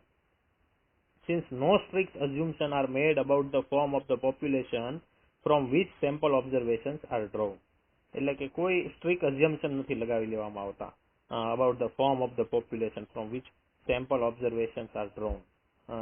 જેમાંથી સેમ્પલ ઓબ્ઝર્વેશન લેવામાં આવ્યું હોય એના પેરેન્ટ પોપ્યુલેશન વિશે એવું assumption લગાવવું જરૂરી નથી કે નોર્મલ ડિસ્ટ્રીબ્યુશન જ હશે. સ્પીયરમેન્સ રેન્ક કોરિલેશન કોએફિશિયન્ટ તો પણ ગણી શકાય. એટલે કે જ્યારે નોર્મલ ડિસ્ટ્રીબ્યુશન ના આપ્યું હોય ને આપણને કોરિલેશન કોએફિશિયન્ટ શોધવાનો કહે છે ત્યારે શું કામ લાગે છે? સ્પીયરમેન્સ રેન્ક કોરિલેશન કોએફિશિયન્ટ કામ લાગે છે. પછી નેક્સ્ટ રિમાર્ક છે, Spearman's formula is easy to understand and apply as compared with Karl Pearson's formula. The values obtained by the two formula with Pearson's R and Spearman's rho are generally different. બરાબર, બંનેની જે value આવશે એ અલગ અલગ આવશે, પણ સ્પીયરમેન નો formula છે એ સમજવો અને લાગુ કરવો આસાન છે કાર્લ પિયર્સનના ફોર્મ્યુલા કરતા. The difference arises due to the fact that when ranking is used instead of full set of observation, આખા સેટના ઓબ્ઝર્વેશનને યુઝ કરવાની બદલે રેન્કિંગ યુઝ કરે છે, એટલે જવાબ તો ડિફરન્સ જ આવવાનો છે. There is always some loss of information. So Spearman's rank correlation coefficient માં કેટલીક ઇન્ફોર્મેશન નો લોસ થાય છે, કારણ કે ઓબ્ઝર્વેશન તો લેતું નથી, ઓબ્ઝર્વેશન ના ખાલી રેન્ક ને ધ્યાનમાં લે છે. Unless many ties exist, the coefficient of rank correlation should be only slightly lower than the Pearson's coefficient. કારણ કે કેટલીક ટાઈ થતી હોય છે, બે ઓબ્ઝર્વેશન ને એક સરખો જ રેન્ક આપી દેવો પડે છે, એટલે જે સ્પીયરમેન નો રેન્ક કોરિલેશન કોએફિશિયન્ટ છે એ જે સાદો કોરિલેશન કોએફિશિયન્ટ છે જે આપણે કહીએ છીએ પિયર્સન્સ કોરિલેશન કોએફિશિયન્ટ કાર્લ પિયર્સન નો, એના કરતા થોડોક લોઅર આવે, નાનો આવશે. કયો? રેન્ક કોરિલેશન કોએફિશિયન્ટ થોડો નાનો આવશે. Spearman's formula is the only formula to be used for finding correlation coefficient if we are dealing with qualitative characteristic which cannot be measured quantitatively but can be arranged serially. તો સ્પીયરમેન નો formula છે is the only formula to be used for finding correlation coefficient if we are dealing with qualitative characteristics which cannot be measured quantitatively but can be arranged serially. તો જ્યારે આપણી પાસે qualitative information આવે, બરાબર છે, qualitative observation આવે જે ને સંખ્યામાં ના બદલી શકાય, ત્યારે આપણે રેન્ક કોરિલેશન કોએફિશિયન્ટ જ વાપરી શકીએ. સ્પીયરમેનનો રેન્ક કોરિલેશન કોએફિશિયન્ટ જ વાપરી શકીએ. કાર્લ પિયર્સનનો જે કોરિલેશન કોએફિશિયન્ટ છે એ ના વાપરી શકીએ. Spearman's formula has its limitations also. It is not practicable in the case of bivariate frequency distribution. આપણે જોયું હમણાં કાર્લ પિયર્સનનો ફોર્મ્યુલા જે છે R is equal to covariance of x y upon sigma x into sigma y, અને બાયવેરિયેટ frequency distribution માટે પણ જુદો n of sigma x square into જે આખો આપેલું છે sigma f of x into sigma f of y અને upon under root છેલ્લે whole square of sigma f of y no f of y આવે છે, બરાબર? એ રીતનું છે આપણે જોયું. એ શેની માટે હતું? બાયવેરિયેટ ફ્રીક્વન્સી ડિસ્ટ્રીબ્યુશન માટે. બાયવેરિયેટ ડિસ્ટ્રીબ્યુશન હોય, બાયવેરિયેટ ફ્રીક્વન્સી ડિસ્ટ્રીબ્યુશન હોય તો x ને y ની આગળ f લગાડવાનો આપણે જોઈ ગયા. તો આવું બધું કાર્લ પિયર્સનના કોરિલેશન કોએફિશિયન્ટ માટે આપવામાં આવ્યું છે. પરંતુ Spearman's formula has its limitations. It is not practicable in the case of bivariate frequency distribution હોય, કોરિલેશન ટેબલ આપેલું હોય તો નહીં ગણી શકાય રેન્ક કોરિલેશન કોએફિશિયન્ટ. અને બીજી વાત એ કે four n greater than 30 this formula should not be used unless the ranks are given, since in the contrary case the calculations are quite time consuming. n is equal to n greater than 30 હોય એટલે કે normal distribution હોય એમાં મોટા ભાગે 30 કરતા વધારે જ અવલોકનો હોય છે, પરંતુ એનું સેમ્પલમાં 30 કરતા વધારે હોય છે એવું નથી. બટ કોઈ પણ રીતે જ્યારે અવલોકનોની સંખ્યા 30 કરતા વધારે હોય ત્યારે કાર્લ પિયર્સનનો જે છે કોરિલેશન કોએફિશિયન્ટ એ જ ગણવામાં આવે છે. સ્પીયરમેનનો રેન્ક કોરિલેશન કોએફિશિયન્ટ ગણવો અઘરો પડે, કારણ કે એટલા બધા ઓબ્ઝર્વેશનને રેન્ક આપવો એ બધી ગણતરી છે એ અઘરી પડી જાય છે. તો આ બેની લિમિટેશન હતી બાયવેરિયેટ ફ્રીક્વન્સી ડિસ્ટ્રીબ્યુશન માટે કે કોરિલેશન ટેબલ માટે કે n ગ્રેટર ધેન 30 એવા સેમ્પલ માટે આવડો રેન્ક કોરિલેશન કોએફિશિયન્ટ છે એ પ્રેક્ટિસિએબલ નથી. બાકી રેન્ક કોરિલેશન કોએફિશિયન્ટ છે એ કાર્લ પિયર્સનના કોરિલેશન કોએફિશિયન્ટ જેવો જ છે, પેલો ઓબ્ઝર્વેશન ઉપર છે અને આ રેન્ક ઉપર છે, બરાબર છે. અને આ સ્પીયરમેન્સનો રો જે છે, સ્પીયરમેન્સનો રો રેન્ક કોરિલેશન કોએફિશિયન્ટ એ નોન પેરામેટ્રિક છે. નોર્મલ ડિસ્ટ્રીબ્યુશન છે એવું ધારી લેવાની જરૂર નથી, એ નોન પેરામેટ્રિક છે, કોઈ પણ ડિસ્ટ્રીબ્યુશન માટે પણ ગણી શકાય. અને the coefficient of rank correlation should be only slightly lower than the Pearson's coefficient. એ એના કરતા થોડો જ નાનો આવે. પિયર્સનનો કોએફિશિયન્ટનો જે જવાબ આવે એના કરતા થોડો જ નાનો આવે. બેને અલગ અલગ રીતે ગણાય છે અને બેના જવાબ પણ અલગ અલગ જ આવવાના છે. અને આમાં જે ગુણાત્મક માહિતી હોય એનો પણ રેન્ક કોરિલેશન કોએફિશિયન્ટ કાઢી શકો, પરંતુ જે કાર્લ પિયર્સન વાળો જે કોરિલેશન કોએફિશિયન્ટ છે એ ના કાઢીએ, કોઈ માટે તો સંખ્યાત્મક માહિતી જ જોઈએ. In case of extreme observation Spearman's formula is preferred to Pearson's formula. જ્યારે ઓબ્ઝર્વેશન બહુ એક્સ્ટ્રીમ હોય ત્યારે આપણે કાર્લ પિયર્સનનો જે સાદો R છે કોરિલેશન કોએફિશિયન્ટ એ શોધવાને બદલે આપણે એક્સ્ટ્રીમ ઓબ્ઝર્વેશનને રેન્ક આપીને રેન્ક કોરિલેશન કોએફિશિયન્ટ રો શોધી નાખીએ એ સહેલું પડે છે. અને ત્રીજી ખાલી બે એના જે લિમિટેશન મેં જણાવ્યા એ કે n ગ્રેટર ધેન 30 માટે ના ગણી શકાય અને બાયવેરિયેટ ફ્રીક્વન્સી ડિસ્ટ્રીબ્યુશન માટે. તો આટલા આના રિમાર્ક કે પ્રોપર્ટી ગણો એ છે. હવે આપણે જોઈશું method of concurrent deviation. This is a very casual method of determining the correlation between two series when we are not very serious about its precision. એટલે કે બહુ ચોકસાઈ બાબતે આપણે બહુ ગંભીર ના હોઈએ ત્યારે આ વાપરી શકાય method of concurrent deviation. This is based on the signs of the deviation. એ ખાલી કોઈ આંકડા ઉપર નહીં, પણ એ જે સાઇન છે દરેક પેલો ઓબ્ઝર્વેશન છે એ આવૃત્તિ દર આવૃત્તિ વધતા જાય છે કે ઘટતા જાય છે એની સાઇન લઈ લેવાની. જો વધે તો પ્લસ, કોઈ ઘટે તો માઇનસ, અને જો વધે કે ઘટે ની એમનામ ઇક્વલ રહે તો બરાબરની સાઇન કરવાની. If the value of the variable is greater than, less than or equal to the preceding value respectively એ પ્રમાણે કરવાનું. જો ગ્રેટર ધેન હોય તો પ્લસ મૂકવાનું, લેસ ધેન હોય તો માઇનસ મૂકવાનું, અને બરાબર હોય તો ઇઝ ઇક્વલ ટુ ની sign. The deviation in the value of the two variables are said to be concurrent if they have the same sign. બેયની જો સેમ સાઇન હોય ને તો જ એનું ડેવિએશન છે, deviation in the values of the two variable are said to be concurrent if they have same sign. Same sign હોય તો તે કોનકરન્ટ છે એમ કહી શકાય. That is either both deviations are positive or both are negative or both are equal.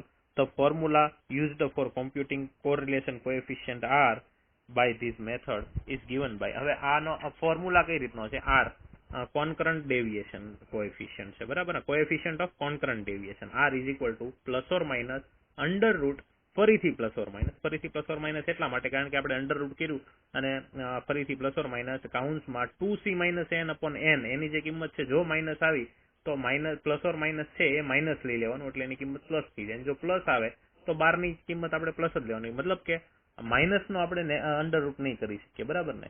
એટલે જો માઇનસની નિશાની ના આવે એ માટે બીજી વાર અંદર પ્લસ ઓર માઇનસ લીધું છે. એ આપણી અનુકૂળતા મુજબ પ્લસ કરવા માટે એ પ્લસ ઓર માઇનસની નિશાની વાપરવાની છે.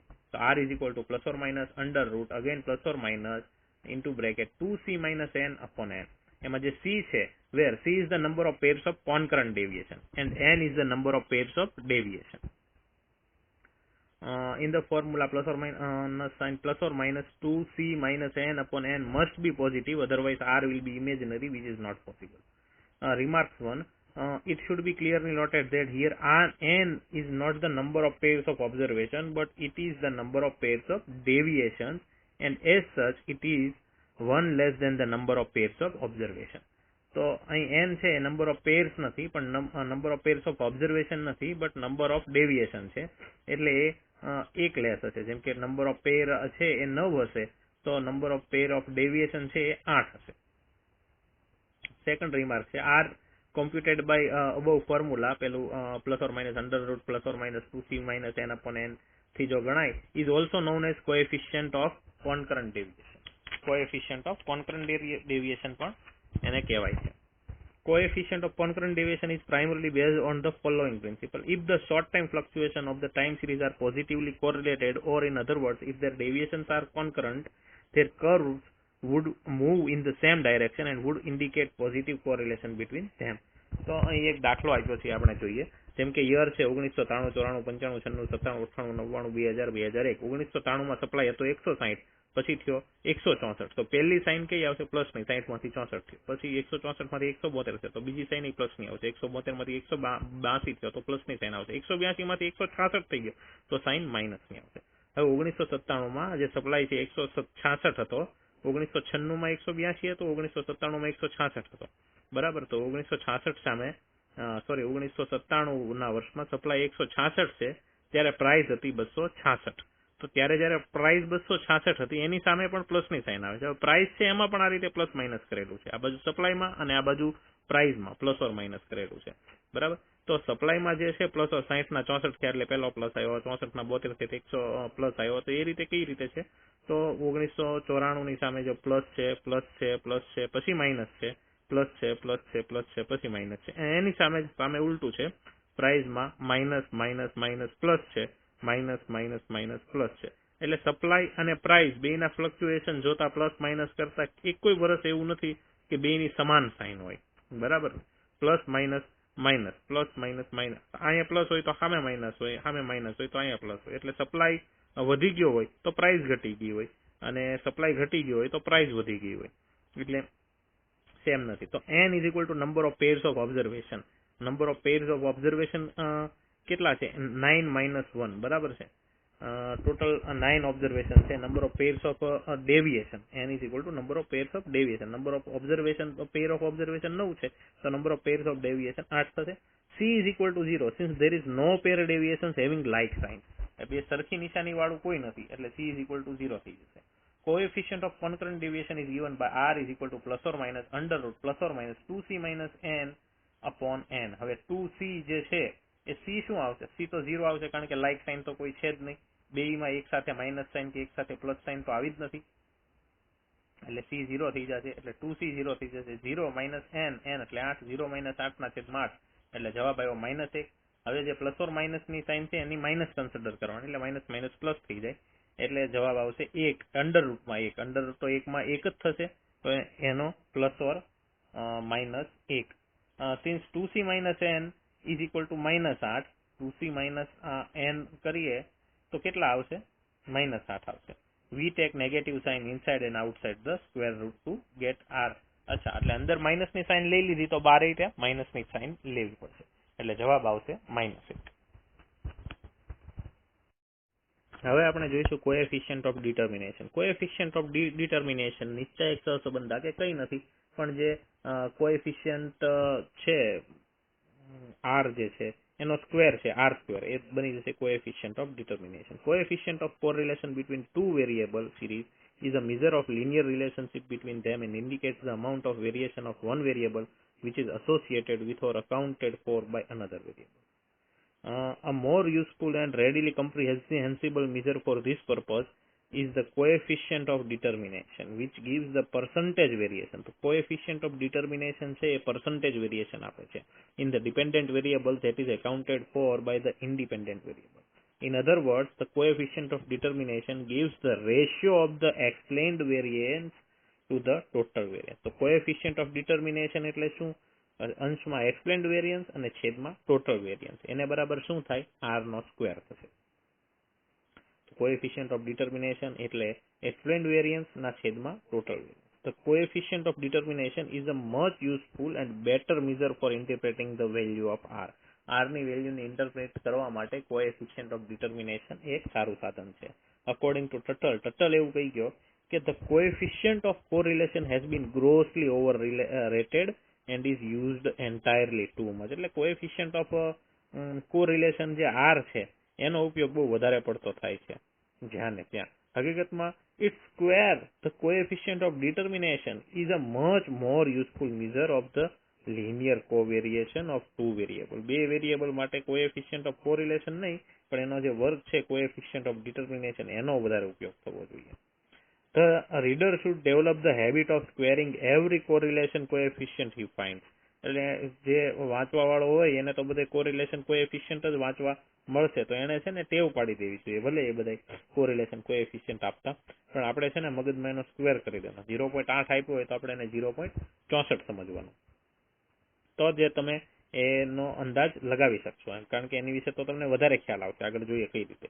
Cited or stated before coming to any conclusion about the extent of the linear relationship between the two correlated variable. કારણ કે એનો સ્ક્વેર કરો તો જ તમને ખબર પડશે કે એ બંને વચ્ચે સહસંબંધાંક જે છે એનો proportion કેટલો છે. કારણ કે આગળ આપણે એક સ્ટેટમેન્ટ જોયું હતું, યાદ હોય તો, the closeness of the relationship between two variables as determined by correlation coefficient r is not proportional. એને કઈ લાગતું વળગતું નથી r જે છે correlation coefficient ને એને, અને આ બંનેની વચ્ચેની નજીકતા છે, ક્લોઝનેસ છે આ બે વેરિયેબલ વચ્ચે, એ બંનેને કઈ લાગતું વળગતું નથી. તો આ બંને વચ્ચેની નજીકતા છે, ક્લોઝનેસ જે છે એને કોની હારે લાગે વળગે છે? તો એનો જવાબ છે કોએફિશિયન્ટ ઓફ ડિટર્મિનેશન. r નો સ્ક્વેર કરી નાખો, એના પરથી એ એનું પ્રપોર્શન નીકળે છે કે એ બંનેને કેટલું એકબીજા પ્રત્યે લાગુ પડે છે, કેટલો સહસંબંધાંક છે બે વેરિયેબલ વચ્ચેનો. મતલબ કે for example, if the value of r is equal to 0.8, we cannot conclude that 80% of the variation in the relative series is due to the variation in the subject series.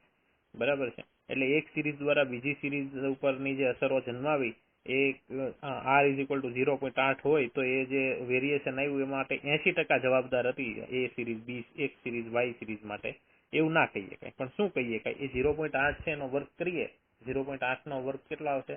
0.64 આવશે. 0.8 એટલે કે 8/10 નો વર્ગ આવશે, 64/100 એટલે 0.64 આવશે. 6.4 ક્યાંક ના થઈ જાય ઓબ્જેક્ટિવમાં, એ જોવું પડશે. 0.8 નો વર્ગ આવશે 0.64, which implies that only 64% of the variation in the relative series has been explained by the subject series and the remaining 30% of the variation is due to other factor. A unexplained છે અને 64% જે છે એ explained છે. આપણે જોયું ને coefficient of determination is equal to explained variance upon total variance. તો આ વસ્તુ છે explained variance ના છેદમાં total variance. એમાં જે explained variance છે એ આ છે કે 0.64 આવ્યું, મતલબ કે 64% વેરિએશન જે આવ્યું એ explained variance છે કે એ આ કારણથી આવ્યું એમ. બાકીનું જે 36% વેરિયન્સ આવ્યું કોઈ બીજા કારણથી આવ્યું છે જેને આપણે ટ્રેસ નથી કરી શક્યા. by the same argument while comparing two correlation coefficient, one of which is 0.4 and the other is 0.8. એટલે બે કોઈ સિરીઝ હોય એનો કોરિલેશન 0.4 હોય અને બીજી કોઈ સિરીઝ હોય એનો કોરિલેશન 0.8 હોય, so it is misleading to concluding that the correlation in the second case is double as high as correlation in the first case. બરાબર. તો પહેલા કરતા બીજાનું કોરિલેશન ડબલ છે એમ ના ધારી લેવાય, એ માટે બંનેનો સ્ક્વેર કરવો પડે પછી તમને અંદાજ આવે. 0.4 છે એનું શું થશે? 0.16 થશે અને 0.8 છે એનું 0.64 થશે. તો પેલી બે સિરીઝ કરતા બીજી બે સિરીઝનો કોરિલેશન છે એ 4 ગણો વધારે છે એમ કહી શકાય, ડબલ નથી. બરાબર. તો આ પ્રમાણે આજે ટટલ કહી ગયો કે ભાઈ reader should develop the habit of squaring every correlation coefficient he finds. એ આ મતલબમાં હતું કે તમે સ્ક્વેર કરશો તો જ તમને ખ્યાલ આવશે. બીકોઝ ધ કોએફિશિયન્ટ ઓફ એને એમ કીધું હતું કે coefficient of correlation has been grossly overrated and is used entirely too much. એ બહુ વધારે વપરાય. હકીકતમાં કોએફિશિયન્ટ ઓફ ડિટર્મિનેશન વપરાવું જોઈએ. એની જે વાત કીધી છે એ બરાબર છે, સમજાય છે. અને એક્સપ્લેન્ડ વેરિયન્સ એટલે શું એ સમજાઈ ગયું કે ભાઈ 64% છે એ એક્સપ્લેન્ડ વેરિયન્સ છે. હવે આના રિમાર્ક જોઈએ. 64% તો એક ઉદાહરણ આપ્યું હતું એના માટે છે. મતલબ જેટલો આર હોય એનો વર્ક કરીએ એટલે કોએફિશિયન્ટ ઓફ ડિટર્મિનેશન આવે એ જે છે એના પર્સન્ટેજ છે એ એક્સપ્લેન્ડ વેરિયન્સ છે. ફર્સ્ટ રિમાર્ક જોઈએ તો ધ ક્લોઝનેસ, આપણે વાત કરી ગયા એની જ બીજી વાર અગાઉ કરી ગયા. The closeness of the relationship between two variables has determined by the correlation coefficient r is not proportional. એટલે કે આર એ જે એને ક્લોઝનેસ છે એ પ્રોપોર્શનેટ નથી. બરાબર. The following table gives the values of the coefficient of determination for different values of r. જેમ કે r 0.1 હશે ત્યારે r સ્ક્વેર શું આવશે? તો 0.01 આવશે, કારણ કે 1 નો વર્ગ 1 થશે અને 0.1 ના છેદ એટલે કે 1 ના છેદમાં 10 એટલે કે 1 ના છેદમાં એનો વર્ગ થઈ જશે 1 ના છેદમાં 100 એટલે 0.01 થશે. અને r = 0.2 હશે ત્યારે r સ્ક્વેર 0.04 થઈ જશે. આ રીતે 0.3 હોય ત્યારે 0.09 r સ્ક્વેર થઈ જશે. 0.4 હોય ત્યારે 0.16. એ સિમ્પલ છે. તો આમાં કહેવાનો મતલબ એવો છે, it may be seen from the above table that as the value of r decreases, r square decreases very rapidly. બરાબર. જેમ r ની કિંમત ઘટે, r ની કિંમત 0.5 હોય તો આની કિંમત 0.25 હોય. હવે 0.5 માંથી 0.3 થઈ ગઈ. બરાબર. એટલે r ની કિંમત કેટલી ઘટી? 0.5 માંથી 0.3 થઈ એટલે 0.2 જ ઘટી ને ખાલી. ત્યારે આર સ્ક્વેર ની કિંમત કેટલી ઘટી ગઈ? એ 25% માંથી 9% થઈ ગયું. બરાબર. તો એ જે આર સ્ક્વેર ની કિંમત છે એ 0.25 માંથી 0.09 થઈ. So it may be seen r square decreases very rapidly, કારણ કે તો સ્ક્વેર છે, except in two particular cases. સિવાય કે બે r 0 હોય ત્યારે r સ્ક્વેર એ 0 જ રહેશે, r 1 હોય ત્યારે r સ્ક્વેર એ 1 જ રહેશે. એ તો ટ્રિવિયલ બાબત છે, સમજી શકાય એવી. ત્રીજો રિમાર્ક છે, coefficient of determination is always non negative. તો સીધી વાત છે, કારણ કે r સ્ક્વેર છે એટલે નોન નેગેટિવ જ હશે. And as such it does not tell us about the direction of the relationship. હવે જે કોએફિશિયન્ટ ઓફ ડિટર્મિનેશન છે એ તો સ્ક્વેરમાં છે એટલે એ ઋણ સહસંબંધાંક છે કે ધન સહસંબંધાંક છે એ કહી શકશે નહીં, કારણ કે તો સ્ક્વેરમાં જ આવવાનું છે.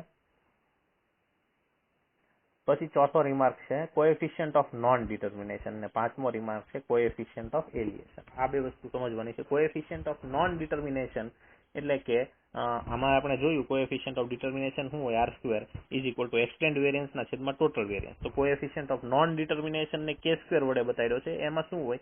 અંશમાં અનએક્સપ્લેન્ડ વેરિયન્સ ના છેદમાં ટોટલ વેરિયન્સ. ઓલામાં એક્સપ્લેન્ડ વેરિયન્સ ના છેદમાં ટોટલ વેરિયન્સ હોય, આમાં અનએક્સપ્લેન્ડ વેરિયન્સ ના છેદમાં ટોટલ વેરિયન્સ. તો એ કઈ રીતે મળશે? 1 માઇનસ જે r સ્ક્વેર છે એ કરી નાખો, 1 માઇનસ એક્સટેન્ડ વેરિયન્સ ના છેદમાં ટોટલ વેરિયન્સ એટલે કે 1 માઇનસ r. ટૂંકમાં coefficient of determination r square છે, કોએફિશિયન્ટ ઓફ નોન ડિટર્મિનેશન શું થશે? 1 minus r square. Coefficient of alienation શું થશે? √1 માઇનસ r સ્ક્વેર. એટલે કે coefficient of alienation એટલે કે the coefficient of alienation is given by the square root of the coefficient of non determination, that is by k is given below.